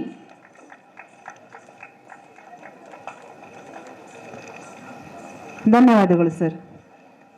ಮುಂದಕ್ಕೆ ನಮ್ಮ ಸಂಚಾಲಕರಾದಂತಹ ಕಡಲೆಯ ಸೋಮಶೇಖರ್ ಚೌಟ್ರು ನೀಡಿ ಗೌರವಿಸಬೇಕು ಅಂತೇಳಿ ವಿನಂತಿ. ಈ ತರದಂತಹ ವಿದ್ಯಾರ್ಥಿಗಳನ್ನ ಅಭಿನಂದಿಸಬೇಕು ಅಂತ ವಿನಂತಿ. ಅವರ ವಾಚನವನ್ನ ಶ್ರೀಮತಿ ಸ್ಮಿತಾ ಅವರು ವಾಚಿಸಲಿಕ್ಕಿದ್ದಾರೆ. ಅಂಡರ್ 14ನಲ್ಲಿ ಕನ್ನಡ ಕೈಬರಹದಲ್ಲಿ ಪ್ರಥಮ ಯಶವಂತ್, ಕನ್ನಡ ಕೈಬರಹ ದ್ವಿತೀಯ, ಇಡಿಸುಡಿ ತಯಾರಿ ಪ್ರಥಮ, ಇದರಲ್ಲಿ ಶ್ರವಣ್ ರಾಜ್. ಶಬಾ ಜಮೀಲಾ ಇಂಗ್ಲಿಷ್ ಕೈಬರಹದಲ್ಲಿ ಪ್ರಥಮ, ಹಲಿಮಾ ಸಫಾ ಇಂಗ್ಲಿಷ್ ಕೈಬರಹದಲ್ಲಿ ದ್ವಿತೀಯ ಹಾಗೂ ಕನ್ನಡ ಭಾಷಣದಲ್ಲಿ ಪ್ರಥಮ. ಮೋಕ್ಷಿತಾ ಎಸ್ ಪೂಜಾರಿ ಹಿಂದಿ ಕೈಬರಹದಲ್ಲಿ ಪ್ರಥಮ, ಕುಕ್ಕಿಂಗಲ್ಲಿ ಪ್ರಥಮ. ಜಮೀಲಾ ರಫಿಯಾ ಇಂಗ್ಲಿಷ್ ಭಾಷಣದಲ್ಲಿ ದ್ವಿತೀಯ, ಹಿಂದಿ ಕೈಬರಹದಲ್ಲಿ ದ್ವಿತೀಯ. ಧನ್ಯವಾದಗಳು ನಮ್ಮ ಸಂಚಾಲಕರಾದ ಕಡಂಜ ಸೋಮಶೇಖರ್ ಚೌಟ್ರಿಗೆ. ಮುಂದಿನ ಬಹುಮಾನವನ್ನ ನಮ್ಮ ಆಡಳಿತ ಮಂಡಳಿಯ ಪ್ರಧಾನ ಕಾರ್ಯದರ್ಶಿಗಳು ರಾಜಕುಮಾರ್ ಶೆಟ್ಟಿ ಮಂಜೂರಡಿ ಇವರು ನೀಡಿ ಗೌರವಿಸಬೇಕು ವಿದ್ಯಾರ್ಥಿಗಳು ಅಂತೇಳಿ ವಿನಂತಿ ಮಾಡ್ತೇವೆ. ಪ್ರತೀಕ್ಷಾ ಸಂಗೀತದಲ್ಲಿ ದ್ವಿತೀಯ, ಚಿತ್ರಕಲೆಯಲ್ಲಿ ದ್ವಿತೀಯ, ಹೂ ರಂಗೋಲಿಯಲ್ಲಿ ಪ್ರಥಮ. ಹರ್ಷಿತಾ ನಾಯ್ಕ್ ರಂಗೋಲಿ ದ್ವಿತೀಯ, ಇಡಿಸುಡಿ ತಯಾರಿಕೆಯಲ್ಲಿ ದ್ವಿತೀಯ. ಧನ್ವಿತಾ ಕುಕಿಯಲ್ಲಿ ದ್ವಿತೀಯ, ಜನಪದ ನೃತ್ಯದಲ್ಲಿ ದ್ವಿತೀಯ, ಮೆಹಂದಿಯಲ್ಲಿ ಪ್ರಥಮ. ಚಿರಶ್ರೀ ಎಸ್ ಪೂಜಾರಿ ಕನ್ನಡ ಭಾಷಣದಲ್ಲಿ ದ್ವಿತೀಯ, ಮೆಹಂದಿಯಲ್ಲಿ ಪ್ರಥಮ. ಮುಷ್ರಿಫಾ ಮೆಹಂದಿಯಲ್ಲಿ ದ್ವಿತೀಯ. ರಿದಾ ಮೆಹಂದಿಯಲ್ಲಿ ದ್ವಿತೀಯ. ರಿಯಾನಾ ಅಪ್ಸಾ ಮೆಹಂದಿಯಲ್ಲಿ ದ್ವಿತೀಯ.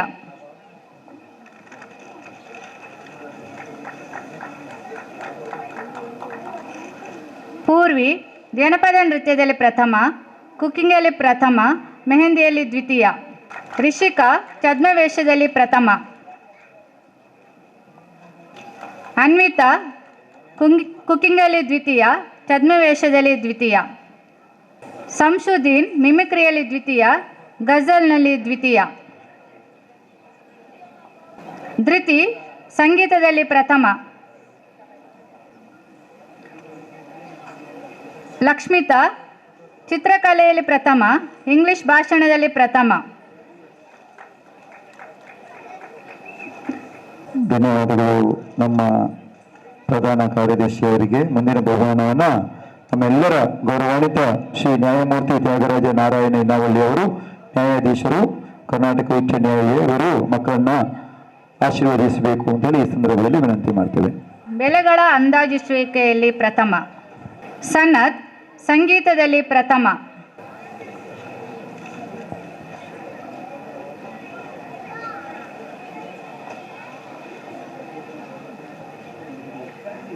ರಫೀದಾ ಸಂಗೀತದಲ್ಲಿ ದ್ವಿತೀಯ, ಕನ್ನಡ ಭಾಷಣದಲ್ಲಿ ಪ್ರಥಮ, ಇಂಗ್ಲಿಷ್ ಭಾಷಣದಲ್ಲಿ ಪ್ರಥಮ.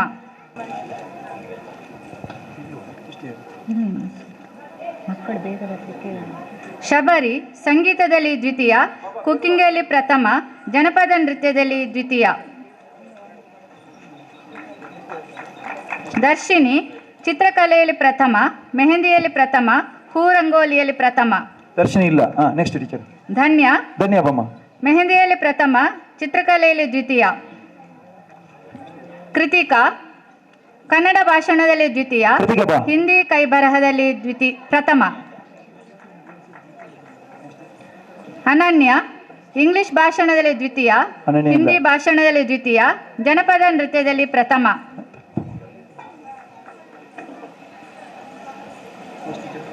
ಮಾನ್ವಿ ಕುಕ್ಕಿಂಗಲ್ಲಿ ಪ್ರಥಮ, ಇಂಗ್ಲಿಷ್ ಭಾಷಣದಲ್ಲಿ ಪ್ರಥಮ. ಸಫಾ ವಿಜ್ಞಾನ ಮಾದರಿಯಲ್ಲಿ ದ್ವಿತೀಯ, ಮೆಹಂದಿಯಲ್ಲಿ ದ್ವಿತೀಯ. ದೀಕ್ಷಾ ಕುಕ್ಕಿಂಗಲ್ಲಿ ದ್ವಿತೀಯ. ದೀಕ್ಷಾ ಧ್ರುವಿತ ಕನ್ನಡ ಕೈಬರಹದಲ್ಲಿ ಪ್ರಥಮ, ಹಿಂದಿ ಕೈಬರಹದಲ್ಲಿ ದ್ವಿತೀಯ.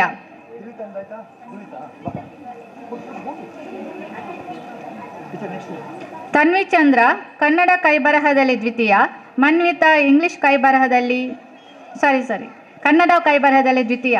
ತನ್ವಿ ಚಂದ್ರ. ಮನ್ವಿತಾ ಇಂಗ್ಲಿಷ್ ಕೈಬರಹದಲ್ಲಿ ಪ್ರಥಮ. ಶಿಬಾ ಇಂಗ್ಲಿಷ್ ಕೈಬರಹದಲ್ಲಿ ದ್ವಿತೀಯ, ಕಸದಿಂದ ರಸ ದ್ವಿತೀಯ. ಶಿವ ಇಲ್ವಾ? ಫಾತಿಮಾ ಮೆಹಂದಿಯಲ್ಲಿ ದ್ವಿತೀಯ.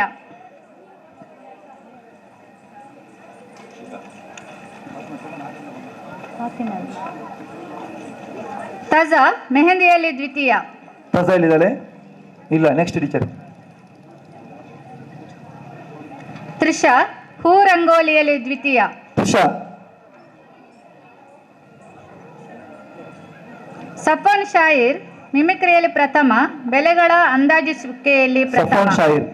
ಸಫಾನ್ ಶಾಯಿರ್ ಆದಷ್ಟು ಬೇಗ ಬರಬೇಕಲ್ಲಿ. ಸೃಜನ್ ಬೆಲೆಗಳ ಅಂದಾಜಿಸುವಿಕೆಯಲ್ಲಿ ದ್ವಿತೀಯ. ಸೃಜನ್.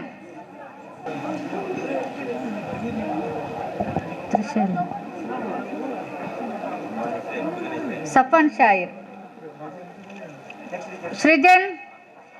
ಸೃಜನ್ ಬೆಲೆಗಳ ಅಂದಾಜಿಸುವಿಕೆಯಲ್ಲಿ ದ್ವಿತೀಯ. ಅನ್ವಿತ್ ವಾರ್ತಾ ವಾಚನದಲ್ಲಿ ದ್ವಿತೀಯ, ಇರಿಸುಡಿ ತಯಾರಿಯಲ್ಲಿ ಪ್ರಥಮ. ಅನ್ವಿತ್. ಶಾಯಿಲ್ ಇರಿಸುಡಿ ತಯಾರಿಯಲ್ಲಿ ದ್ವಿತೀಯ. ಸಿಮಕ್ ಗಜಲ್ನಲ್ಲಿ ಪ್ರಥಮ. ಶಾಯಿಲಾ. ಧನ್ಯವಾದಗಳು ಗೌರವಾನ್ವಿತ ನ್ಯಾಯಮೂರ್ತಿ ಅವರಿಗೆ. ಧನ್ಯವಾದಗಳು ಸರ್. ಮುಂದಕ್ಕೆ ರವೀಂದ್ರ ಮಾಸ್ಟರ್ ಬಂದು ಈ ಮಕ್ಕಳನ್ನು ಅಭಿನಯಿಸಬೇಕು ಅಂತ ವಿನಂತಿ ಮಾಡ್ತೇನೆ. ಸಿಮಕ್.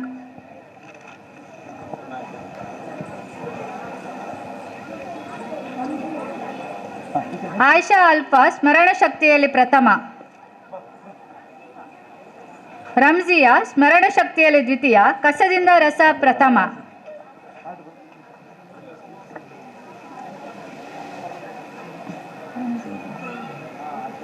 ಮೊಹಮ್ಮದ್ ಸಾದ್ ಮತ್ತು ಬಳಗ ರಸಪ್ರಶ್ನೆಯಲ್ಲಿ ಪ್ರಥಮ. ಫಮೀಜಾ ಮತ್ತು ಬಳಗ ರಸಪ್ರಶ್ನೆಯಲ್ಲಿ ದ್ವಿತೀಯ, ವಾರ್ತಾ ವಾಚನದಲ್ಲಿ ಫಮೀಜಾ ಪ್ರಥಮ. ಜಸಿಲಾ ಮೆಹಂದಿಯಲ್ಲಿ ದ್ವಿತೀಯ. ಜಸಿಲಾ. ಪ್ರಥಮ್ ಬೆಲೆಗಳ ಅಂದಾಜಿಸುವಿಕೆಯಲ್ಲಿ ದ್ವಿತೀಯ. ವಿಜ್ಞಾನ ಮಾದರಿಯಲ್ಲಿ ದಿಗಂತ್ ಮತ್ತು ಹರ್ಷಿತ್ ಪ್ರಥಮ. ಧನ್ಯವಾದಗಳು.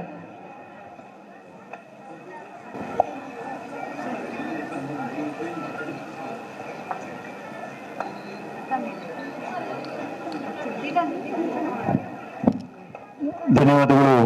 ಈ ಒಂದು ಬಹುಮಾನವನ್ನು ವಿಜೇತರಿಗೆ ನೀಡಿ ಅಭಿನಯಿಸಿದಂಥ ಎಲ್ಲ ಅತಿಥಿ ಅಭ್ಯಾಗತರಿಗೆ ಈ ಸಂದರ್ಭದಲ್ಲಿ ಧನ್ಯವಾದ ಸಲ್ಲಿಸ್ತೇವೆ. ಇದೀಗ ಮುಖ್ಯವಾದಂಥ ವಿಚಾರಕ್ಕೆ ನಾವೆಲ್ಲರೂ ಬರ್ತಾ ಇದ್ದೇವೆ. ವಿಶೇಷವಾಗಿ ನಮ್ಮ ಇವತ್ತಿನ ಈ ಕಾರ್ಯಕ್ರಮದ ಮುಖ್ಯ ಅತಿಥಿಗಳು ನ್ಯಾಯಮೂರ್ತಿ ತ್ಯಾಗರಾಜ ನಾರಾಯಣನವಳ್ಳಿ ಅವರನ್ನ ಒಂದು ನಮ್ಮ ವಿದ್ಯಾಸಂಸ್ಥೆ ವತಿಯಿಂದ ಗೌರವಿಸುವಂಥ ಕಾರ್ಯಕ್ರಮ, ಅದನ್ನು ದಯವಿಟ್ಟು ಅವರು ಸ್ವೀಕಾರ ಮಾಡಬೇಕು ಅಂತ ಈ ಸಂದರ್ಭದಲ್ಲಿ ವಿನಂತಿ ಮಾಡ್ತೇವೆ. ಒಂದು ನಿಮಿಷ, ಅವರ ಬಯೋಡೇಟಾ ಇಲ್ಲ ನಮ್ಮ ಹತ್ರ, ಆದರೂ ಕೂಡ ಕೆಲವೊಂದು ವಿಚಾರಗಳನ್ನು ನಾವು ತಿಳಿದುಕೊಂಡಿದ್ದೇವೆ, ಅದನ್ನು ನಾವು ಹೇಳಬೇಕಾಗ್ತದೆ. ಪಾವೂರು ಗ್ರಾಮದ ಇನವಳ್ಳಿಯ KP ನಾರಾಯಣ ಮಾಸ್ಟರ್ ಅಂತೇಳಿ ಎಲ್ಲ ಹಿರಿಯರಿಗೆಲ್ಲ ಗೊತ್ತಿದೆ, ಮತ್ತು ಶ್ರೀಮತಿ ಲೀಲಾವತಿ ದಂಪತಿಗಳ ದ್ವಿತೀಯ ಪುತ್ರನಾಗಿ ಸೆಪ್ಟೆಂಬರ್ 9, 1967ರಲ್ಲಿ ಜನಿಸಿದ ಇವರು ಮಲಾರ್ ಪದವು ಸೆಂಟ್ರಲ್ ಮುಸ್ಲಿಂ ವಸತಿ ಶಾಲೆಯಲ್ಲಿ 1 ರಿಂದ 5ನೇ ತರಗತಿವರೆಗೆ, ಅನುದಾನಿತ ಹಿರಿಯ ಪ್ರಾಥಮಿಕ ಶಾಲೆ ಪಾವೂರು ಅರೇಕಳೆಯಲ್ಲಿ 6 ಮತ್ತು 7ನೇ ಕ್ಲಾಸು, ನಮ್ಮ ಪ್ರೌಢಶಾಲೆಯಲ್ಲಿ ಪ್ರೌಢ ವಿದ್ಯಾಭ್ಯಾಸವನ್ನ, ಬಜಿಪುರ ಸಂತ ಜೋಸೆಫ್ ಶಿಕ್ಷಣ ಸಂಸ್ಥೆಯಲ್ಲಿ ಪದವಿ ಪೂರ್ವ ಶಿಕ್ಷಣವನ್ನ, ಮಂಗಳೂರಿನ SDM ಕಾನೂನು ಕಾಲೇಜಿನಲ್ಲಿ LLB ವಿದ್ಯಾಭ್ಯಾಸ ಪೂರೈಸಿದ್ದಾರೆ. ಬಳಿಕ ಮಂಗಳೂರಿನ ನ್ಯಾಯವಾದಿಯಾಗಿ ಕಾರ್ಯನಿರ್ವಹಿಸಿ ನ್ಯಾಯಾಧೀಶರ ಹುದ್ದೆಯ ಪರೀಕ್ಷೆಯಲ್ಲಿ ತೇರ್ಗಡೆ ಹೊಂದಿರುವ ನಮ್ಮ ಜಿಲ್ಲೆಯ ಏಕೈಕ ಅಭ್ಯರ್ಥಿ ಅಂತ ಹೇಳಿದ್ರೆ ಬಹಳ ಖುಷಿ ಕೊಟ್ಟಂತ ವಿಚಾರ. ನ್ಯಾಯಾಧೀಶರ ಈ ಒಂದು ಪರೀಕ್ಷೆಯಲ್ಲಿ ತೇರ್ಗಡೆ ಹೊಂದಿದ್ರು. ತದನಂತರ 11/2/1997 ಮಂಡ್ಯ ಜಿಲ್ಲೆಯ ಮಳವಳ್ಳಿಯಲ್ಲಿ ನ್ಯಾಯಾಧೀಶರಾಗಿ ಕರ್ತವ್ಯ ಆರಂಭಿಸಿದವರು ನಾನಾ ಕಡೆಗಳಲ್ಲಿ, ನಮ್ಮ ರಾಜ್ಯದ ಬೇರೆ ಬೇರೆ ತುಂಬಾ ಇದೆ, ಎಲ್ಲ ಕಡೆಗಳಿಗೂ ಕೂಡ ಅವರು ಈ ರೀತಿಯಲ್ಲಿ ನ್ಯಾಯಾಧೀಶರಾಗಿ ಸೇವೆ ಸಲ್ಲಿಸಿ ಬೆಳಗಾವಿಯಲ್ಲಿ ಪ್ರಧಾನ ಜಿಲ್ಲಾ ಮತ್ತು ಸತ್ರ ನ್ಯಾಯಾಧೀಶರಾಗಿ ಸೇವೆ ಸಲ್ಲಿಸಿದರು. ತದನಂತರ ಇದೀಗ ನಮ್ಮೆಲ್ಲರ ಬಹಳ ಸೌಭಾಗ್ಯ, ನಾವೆಲ್ಲರೂ ಕೊಂಡಾಡಬೇಕು ಈ ವಿಚಾರವನ್ನ. ನಮ್ಮ ಕರ್ನಾಟಕ ರಾಜ್ಯದ ಬೆಂಗಳೂರು ಕರ್ನಾಟಕ ಉಚ್ಚ ನ್ಯಾಯಾಲಯ ಬೆಂಗಳೂರು ಇಲ್ಲಿನ ಗೌರವಾನ್ವಿತ ನ್ಯಾಯಾಧೀಶರಾಗಿ ಆಯ್ಕೆಯಾಗುವುದು. ಇದು ನಮ್ಮ ಇಡೀ ನಾಡಿಗೆ, ನಮ್ಮ ರಾಜ್ಯಕ್ಕೆ, ವಿಶೇಷವಾಗಿ ನಮ್ಮ ಸಂಸ್ಥೆಗೆ ಬಹಳ ಖುಷಿ ಕೊಟ್ಟಂತ ವಿಚಾರ. ಜಸ್ಟಿಸ್ ನಮ್ಮ ನ್ಯಾಯಮೂರ್ತಿಗಳು ನ್ಯಾಯಾಧೀಶರಾಗಿ, ಅದು ಕೂಡ ಬೆಂಗಳೂರು ಕರ್ನಾಟಕ ಉಚ್ಚ ನ್ಯಾಯಾಲಯದಲ್ಲಿ ನ್ಯಾಯಾಧೀಶರಾಗಿ ಆಯ್ಕೆ ಆಗಿರುವಂಥದ್ದು ಬಹಳ ಖುಷಿಯ ವಿಚಾರ. ಆ ದೃಷ್ಟಿಯಲ್ಲಿ ಅವರನ್ನು ನಾವು ವಿದ್ಯಾಸಂಸ್ಥೆಯ ಪರವಾಗಿ ಎಲ್ಲರೂ ಸೇರಿಕೊಂಡು ಗೌರವ ಮಾಡಲಿಕ್ಕಿದ್ದೇವೆ.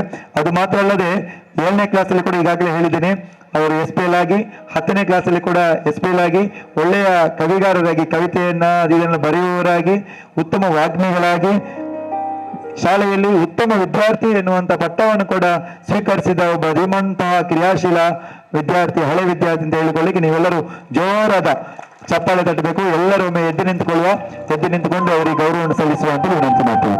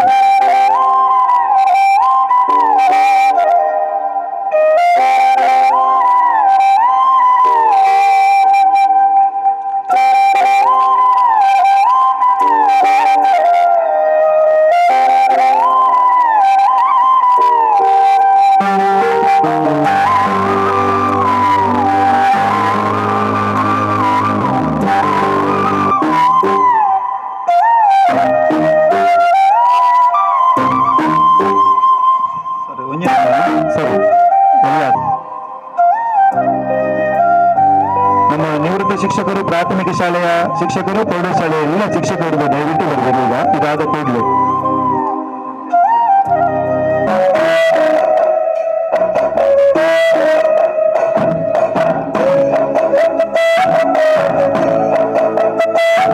ವಿಜಯವಾಣಿ ಪತ್ರಿಕೆಯ ಪತ್ರಕರ್ತರಾಗಿರುವಂತಹ ನಮ್ಮ ಅನ್ಸರ್ ಇನೋಲಿ ಅವರಿದ್ದಾರೆ, ಹಾಗೂ ಬಸಕುರಲ್ ಮತ್ತೆ ಎಲ್ಲ ಮಾಧ್ಯಮ ಬಂಧುಗಳಿದ್ದೀರಿ. ನಿಮ್ಮೆಲ್ಲರೂ ಕೂಡ ಬಹಳ ತಮ್ಮ ಇರುವಿಕೆಯನ್ನು ಬಹಳ ಗೌರವಪೂರ್ವಕವಾಗಿ ಗುರುತಿಸಿಕೊಂಡು ಇದೀಗ ನಮ್ಮ ಗೌರವಾನ್ವಿತ ಅತಿಥಿಗಳು ಇದರ ಕಾರ್ಯಕ್ರಮವನ್ನು ಉದ್ಘಾಟನೆ ಮಾಡಿದವರು ಶ್ರೀ ನ್ಯಾಯಮೂರ್ತಿ ತ್ಯಾಗರಾಜ ನಾರಾಯಣಿ ನಾವಳಿ ಅವರು ನಮ್ಮೆಲ್ಲರನ್ನು ಕೂಡ ಉದ್ದೇಶಿಸಿ ಅವರು ಮಾತನಾಡಬೇಕು ಅಂತೇಳಿ ಬಹಳ ಪ್ರೀತಿಯಿಂದ ವಿನಂತಿ ಮಾಡ್ತೇವೆ.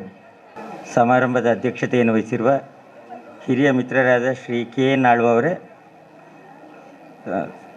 ವೇದಿಕೆಯಲ್ಲಿ ಉಪಸ್ಥಿತರಿರುವ ನಮ್ಮ ಸಂಘದ ಕಾರ್ಯದರ್ಶಿಯವರಾದ ಸ್ನೇಹಿತರಾದ ರಾಜಕುಮಾರ್ ಶೆಟ್ಟಿಯವರೇ,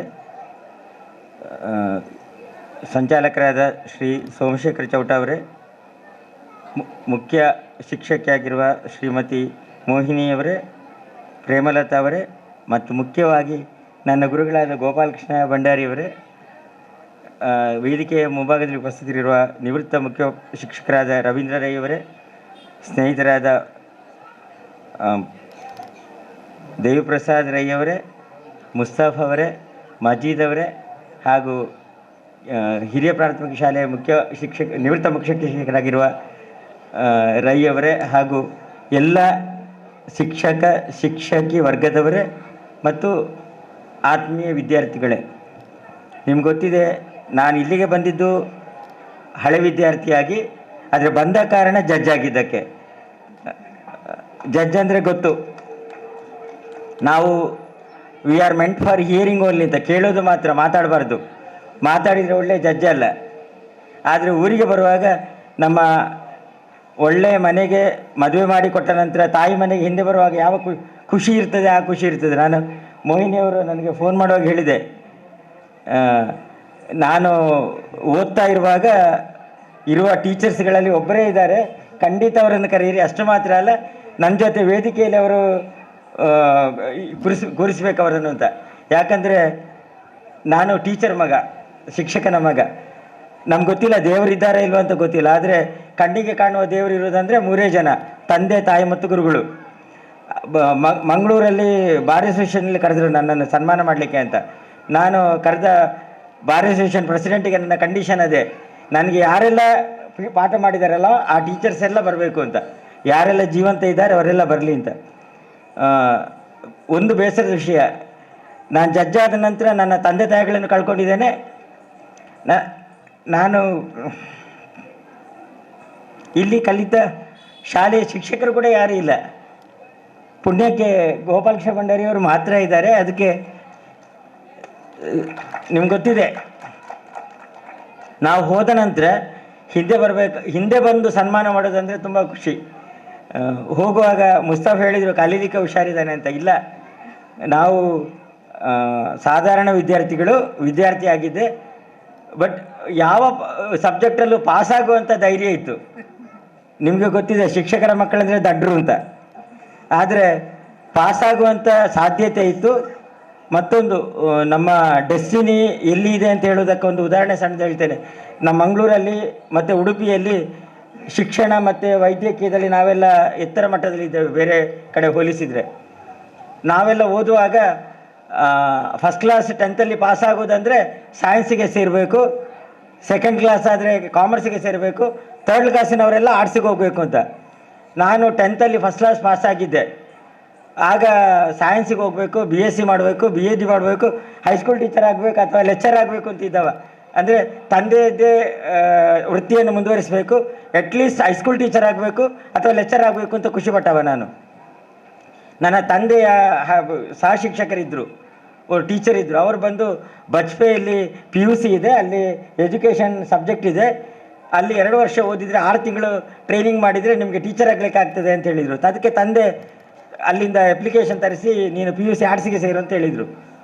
ಎಲ್ಲರೂ ಬೈದಿದ್ದಾರೆ. ನನ್ನ ಅಮ್ಮನ ಮನೆಯವರಂತೂ, ಅಮ್ಮನ ತಂದೆ ತಾಯಿಗಳಂತೂ ಯಾಕೆ ಫಸ್ಟ್ ಕ್ಲಾಸ್ ಪಾಸ್. ಆಗ ನಿಮ್ಗೆ ಗೊತ್ತಿದೆ, ಈಗ 90% ಆದ್ರೂ ಖುಷಿ ಪಡೋದಿಲ್ಲ. ಆಗ 70%, 65% ಅಂದ್ರೇ ಖುಷಿ. ನಾವು ಫಸ್ಟ್ ಕ್ಲಾಸ್ ಪಾಸ್ ಆಗಿದ್ದೇವೆ ಅಂದ್ರೇ ಒಂದು ದೊಡ್ಡ ಇದ್ರ ಥರ, ಏನು ಸನ್ಮಾನ ಥರ. ಯಾಕೆ ಫಸ್ಟ್ ಕ್ಲಾಸ್ ಪಾಸ್ ಆಗಿದ್ದಕ್ಕೆ ಆರ್ಟ್ಸಿಗೆ ಸೇರಿಸ್ತೀರಾ ಅಂತ ಕೇಳಿದರು. ನಾನು ಅದಕ್ಕೆ ಅಪ್ಪನಿಗೆ ಗೊತ್ತು, ಅಪ್ಪ ಟೀಚರ್ ಆದರೂ ಒಂದು ದಿನ ನನ್ನ ಹತ್ರ ಓದು, ನಿನ್ನ ಹೋಮ್ವರ್ಕ್ ಆಗಿದೆಯಾ ಅಥವಾ ಇವತ್ತು ಎಕ್ಸಾಮ್ ಇದೆಯಾ ಅಂತ ಓದಲಿಲ್ಲ. ಶಾಲೆಗೆ ಈಗ ಗೊತ್ತು, ಕಾಲೇಜಿಗೆ ಮಾತ್ರ ಮತ್ತು PUCಗೆ ಮಾತ್ರ ನನ್ನ ಜೊತೆ ಬಂದಿದ್ದಾರೆ ಸೇರಿಸಲಿಕ್ಕೆ ಅಂತ. ಮತ್ತು ನಮ್ಮ ಜೊತೆ ಬರುವ ಸಂಗತಿ ಕೂಡ ಇಲ್ಲ. ಆಗ ನಾವೇ ಹೋಗೋದು, ಸ್ಕೂಲ್ಗೆ ಅಡ್ಮಿಷನ್ ಮಾಡೋದು, ಮನೆಗೆ ಹೋಗೋದು, ಆ ಥರ ಇತ್ತು. 4 ಕಿಲೋಮೀಟರ್ ನಡ್ಕೊಂಡು ಮನೆಯಿಂದ ಇಲ್ಲಿಗೆ ಬರಬೇಕಾಗಿತ್ತು. ಆರ್ಟ್ಸಿಗೆ ಸೇರುವಾಗ ಎಲ್ಲರೂ ಕಮೆಂಟ್ ಮಾಡಿದರು, ಯಾಕೆ ಆರ್ಟ್ಸಿಗೆ ಸೇರೋದು, ಸೈನ್ಸ್ ಆದರೆ ಮತ್ತೆ ಬೇಕಿದ್ರೆ ಚೇಂಜ್ ಮಾಡ್ಬೋದು ಡಿಗ್ರಿ ಮಾಡುವಾಗ ಅಂತ. ಆದರೆ ಅಪ್ಪ ಹೇಳಿದ್ದಾರೆ, ಏನೋ ಒಂದು ಕಾರಣ ಇರಬೇಕು ಅಂತೇಳಿ ಏನೂ ಮಾತಾಡದೆ ಹೋಗಿ ಸೇರಿದೆ. ಟೈಪಿಂಗ್ ಅಲ್ಲಿ ಮಧ್ಯಾಹ್ನದ ಹೊತ್ತಿಗೆ ಟೈಪಿಂಗ್ ಕಲಿಬೇಕಿತ್ತು. ಎಲ್ಲ ನನ್ನ ಕ್ಲಾಸ್ಮೇಟ್ಸ್ ಎಲ್ಲ ಹೋಗ್ತಾಯಿದ್ರು ಮಧ್ಯಾಹ್ನದ ಊಟದ ಹೊತ್ತಿಗೆ. ನಾನು ಹೇಳಿದೆ, ನಾನು ನನ್ನ ಪ್ರಿನ್ಸಿಪಾಲ್ ಇದ್ದರು, ಫಾದರ್ ವಿಲ್ಫ್ರೆಡ್ ಅಂತ, ಬ್ರದರ್ ವಿಲ್ಫ್ರೆಡ್ ಅಂತ. ಅವ್ರು ಹೇಳಿದರು, mister Narayan your son can go admit to ಈ ಟೈಪಿಂಗ್ ಅಂತ. ನನಗೂ ಖುಷಿ ಆಯ್ತು, ಅಪ್ಪ ನಾನು ಹೋಗ್ತೇನೆ ಮಧ್ಯಾಹ್ನದ ಹೊತ್ತಿಗೆ ಕಲಿಬೋದು ಅಂತ. ಅದಕ್ಕೆ ಹೇಳಿದರು, 2 ಗಂಟೆ ಟೈಮ್ ಇದೆ ಓದು. ಇಲ್ಲ, ನೀನು ಆ ಟೈಮ್ ಇದ್ದರೆ ಕತೆ ಓದು, ಸ್ವಲ್ಪ ನಿನ್ನ ಲ್ಯಾಂಗ್ವೇಜ್ ಆದರೆ ಒಳ್ಳೇದಾಗಲಿ, ನೀನು ಟೈಪಿಂಗ್ ಮಾಡೋದು ಬೇಡ ಅಂತ. ಏನು ಗೊತ್ತಿಲ್ಲ, ಕ್ಲರ್ಕ್ ಆಗಬೇಕು ಆಗಬಾರ್ದು, ಟೈಪಿಸ್ಟ್ ಆಗಬಾರ್ದು, ಆ ಥರ ಅಲ್ಲ. ಟೈಪಿಂಗ್ ಕಲಿಬೇಡ, ಆ ಟೈಮಿಗೆ ಏನಾದರೂ ಬುಕ್ಕಿದ್ರೆ ಓದು, ನಿನ್ನ ಕನ್ನಡ ಇಂಗ್ಲೀಷ್ ಆದರೂ ಲ್ಯಾಂಗ್ವೇಜ್ ಚೆನ್ನಾಗಿ ಆಗಲಿ ಅಂತ ಹೇಳಿದರು. ಅವರ ತಲೆಯಲ್ಲಿ ಏನಿರ್ತಿಂತ ಗೊತ್ತಿಲ್ಲ, ಅದು ಕಲೀಲಿಕ್ಕೆ ಆಗಲಿಲ್ಲ. PUC ಪಾಸ್ ಆಯಿತು. ಅಮ್ಮನ ಹತ್ರ ಮಾತ್ರ ಹೇಳಿದೆ ಧೈರ್ಯದಲ್ಲಿ. ನನಗೆ 10th ಮಾರ್ಕ್ ಕಡಿಮೆ ಆಗಿದ್ದು, ಸೋಷಿಯಲ್ ಸ್ಟಡೀಸಲ್ಲಿ ಮಾರ್ಕ್ ಇಲ್ಲದೆ, ಆದರೆ ಆರ್ಟ್ಸಿಗೆ ಸೇರಿಸಿದ್ದಾರೆ. ಅಲ್ಲಿ ಸೆಕೆಂಡ್ ಕ್ಲಾಸ್ ಬಂದರೆ ಡಿಗ್ರಿ ಮಾಡ್ತೇನೆ, ಫಸ್ಟ್ ಕ್ಲಾಸ್ ಬಂದರೆ ಫಸ್ಟ್ ಕ್ಲಾಸ್ ಬರೋದಿದ್ದರೆ ಟ್ರೈನಿಂಗ್ಗೆ ಹೋಗ್ತೇನೆ, ಫಸ್ಟ್ ಕ್ಲಾಸ್ ಬಂದರೆ ಪುನಃ ನಾನು ಡಿಗ್ರಿ ಕಂಟಿನ್ಯೂ ಮಾಡ್ತೇನೆ ಅಂತ ಹೇಳಿದೆ. ಅದಕ್ಕೆ ಅಪ್ಪ ಒಪ್ಪಿದರು. ಫಸ್ಟ್ ಕ್ಲಾಸ್ ಬಂತು ಪುಣ್ಯಕ್ಕೆ. ಇದಕ್ಕಿಂತ ಜಾಸ್ತಿ ಮಾರ್ಕ್ ಇತ್ತು, 10th ಜಾಸ್ತಿ ಮಾರ್ಕ್ ಬಂತು. ನಮ್ಮ ಪ್ರಿನ್ಸಿಪಾಲ್ಗೆ ಹೇಳಿದ್ದೆ, ರೋಷನ್ ನಿಲಯದಲ್ಲಿ BA ಮೇಜರ್ ಇಂಗ್ಲೀಷ್ ಇತ್ತು, ಆನಂತರ BSW ಡಿಗ್ರಿ ಇತ್ತು. ಬ್ರದರಿಗೆ ಹೇಳಿದ್ದೆ ಪ್ರಿನ್ಸಿಪಾಲಿಗೆ, ಇಲ್ಲ ನನಗೆ 6 ಸ್ಟೂಡೆಂಟ್ಸಿಗೆ ಅಡ್ಮಿಷನ್ ಕೊಡುವಂಥ ಇದಿದೆ, ನಾನು ನಿನಗೆ ಸೀಟ್ ಕೊಡಿಸ್ತೇನೆ ಅಂತ ಹೇಳಿದರು. ಆನಂತರ ಒಂದು ದಿನ ರಜೆಯಲ್ಲಿದೆ ಎಕ್ಸಾಮ್ ಆಗಿ, ರಿಸಲ್ಟ್ ಬಂದು ಸ್ವಲ್ಪ ದಿನ ಆಗಿದೆ. ಅಪ್ಪ ಮಂಗಳೂರಿಗೆ ಹೋದವರು ಬರುವಾಗ ಲಾಸ್ಟ್ ಇಯರಿಂದ 5 ಇಯರ್ಸ್ ಕೋರ್ಸ್ ಆಗಿದೆ, ಲಾ ಕೋರ್ಸ್ ಆಗಿದೆ, ನಾನು ಅಪ್ಲಿಕೇಶನ್ ತಂದೇನೆ ಹಾಕಿಬಿಡು ಅಂತ ಹೇಳಿದರು. ಆಗ ಕಾಂಪಿಟೇಷನ್ ಇತ್ತು ಲಾಗೆ, ಕೇರಳದವರೆಲ್ಲ ಬಂದು ಜಾಯ್ನ್ ಆಗ್ತಿದ್ರು. ನಾನು ಬೇಡ ಡಿಗ್ರಿಗೆ ಸೇರ್ತೇನೆ, ನಮ್ಮ ಪ್ರಿನ್ಸಿಪಾಲ್ಗೆ ಹೇಳಿದ್ದೇನೆ ರೋಷನ್ ಇಲ್ಲದಲ್ಲಿ BA ಮಾಡಬೇಕು, ಯೂನಿವರ್ಸಿಟಿ ಹತ್ತಿರ ಇದೆ, MA ಇಂಗ್ಲೀಷ್ ಮಾಡಬೇಕು, ಅಥವಾ B.Ed ಮಾಡಿ ನಾನು ಲೆಕ್ಚರ್ ಆಗ್ತೇನೆ ಅಥವಾ ಹೈಸ್ಕೂಲ್ ಟೀಚರ್ ಆಗ್ತೇನೆ. ಮತ್ತು ಆರ್ಟ್ಸ್ ಸೇರಿದ್ರು ಆ ಥರನೇ ಮೈಂಡು, ಇಲ್ಲ ಅಪ್ಲಿಕೇಶನ್ ಸೇರಿಸಂತ. ಅದಕ್ಕೆ ನಾನು ಇದರದ್ದು ಡಿಗ್ರಿದು ಕೂಡ ಅಪ್ಲಿಕೇಶನ್ ತರ್ತೇನೆ ಹೇಳಿದರೆ, ಬೇಡ ಏನು ಏನು ಜಾಸ್ತಿ ಆಗಲಿಲ್ಲ, 1 ವರ್ಷ ಹಾಳಾಗ್ತದೆ, ಸೀಟ್ ಸಿಗದಿದ್ದರೆ ಅಪ್ಲಿಕೇಶನ್ ಹಾಕಿಬಿಡ, ಮತ್ತೆ ತೊಂದರೆ ಆಗ್ತದೆ ಅಂತೇಳಿ ಅಪ್ಲಿಕೇಶನ್ ಫಿಲ್ ಮಾಡಿ ಹಾಕಿದೆ. ಹಾಕಿ ಪ್ರೊವಿಷನಲಿ ಸಿಲೆಕ್ಟೆಡ್ ಅಂತ ಬಂತು ಲಾ ಇದಕ್ಕೆ ಅಡ್ಮಿಷನಿಗೆ. ಅದು ಕೇಳಿದರು, ಇದು ಇನ್ಫ್ಲುಯೆನ್ಸ್ ಬೇಕಿತ್ತು. ಆಗ ಬ್ಲೇಸಿಸ್ ಡಿಸೋಜ MLA ಆಗಿದ್ದರು, ಮತ್ತು ನಮ್ಮ ಇದರಲ್ಲಿ ಕಮಿಟಿಯಲ್ಲಿ ಗವರ್ನಿಂಗ್ ಕೌನ್ಸಿಲಲ್ಲಿ ಇದ್ದರು, ಲಾ ಕಾಲೇಜಿದ್ದು. ಅಪ್ಪನ ಹತ್ರ ಹೇಳಿ ಎಲ್ಲ ಬಂದು ಹೇಳಿದರು, ಇಲ್ಲ ಅವರ ಫ್ರೆಂಡ್ಸ್ ಎಲ್ಲ ಬಂದಾಗ ಹೇಳಿದರು, ಕೆಲವರು ಹೈಕೋರ್ಟಲ್ಲಿ ಪ್ರಾಕ್ಟೀಸ್ ಮಾಡ್ತಾಯಿದ್ರು ಆಗ, ಇದು ಪಾತಿರೋಡ್ ಹಾಕೊಂಡು ಇದು ಇನ್ಫ್ಲುಯೆನ್ಸ್ ಬೋರ್ಡ್ ಹಾಕೊಂಡು ಅಂತ. ಅದಕ್ಕೆ ತಂದೆ ಹೇಳಿದರು, ಇಲ್ಲಿ ತನಕ ನಾನು ಯಾರನ್ನು ಯಾವುದಕ್ಕೂ ಕೇಳಿಲ್ಲ, ಸಿಕ್ಕಿದರೆ ಹೋಗಲಿ, ಇಲ್ಲಾಂದರೆ 1 ವರ್ಷ ಮನೆಯಲ್ಲಿ ಕೂತು ಓದ್ತಾ ಇರಲಿ ಅಥವಾ ಯಾವುದಾದ್ರೂ ಕೋರ್ಸ್ ಮಾಡಲಿ, ಮತ್ತೆ ಬೇಕಿದ್ರೆ ಡಿಗ್ರಿಗೆ ಸೇರುವ ಅಂತ, ಆರ್ಟ್ಸಿಗೆ ಸೇರ್ಬೋದು ಅಂತ. ಪುಣ್ಯಕ್ಕೆ ಲಾದಲ್ಲಿ ಸಿಲೆಕ್ಷನ್ ಕೂಡ ಆಯಿತು.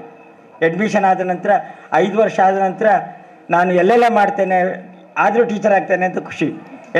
ಮೈಸೂರಿಗೆ ಹೋಗಿ ನಿನಗೆ ಕಲಿಸಲಿಕ್ಕೆ ಕಷ್ಟ, ಒಬ್ಬನಿಗೆ ಇಟ್ಟು ನಾವೆಲ್ಲ ಒಟ್ಟಿಗೆ ಓದ್ತಾ ಇರುವಾಗ ಕಷ್ಟ ಆಗ್ಬೋದು, ನಿನಗೆ ಬೇಡ, ನೀನು ಪ್ರಾಕ್ಟೀಸ್ ಮಾಡು, ಒಂದು 3 ವರ್ಷ ಆದ ನಂತರ ಬೇಕಿದ್ರೆ ಲೆಕ್ಚರ್ ಆಗಿ ಕೆಲಸ ಕಂಟಿನ್ಯೂ ಮಾಡ್ಬೋದು ಅಂತ ಹೇಳಿದರು.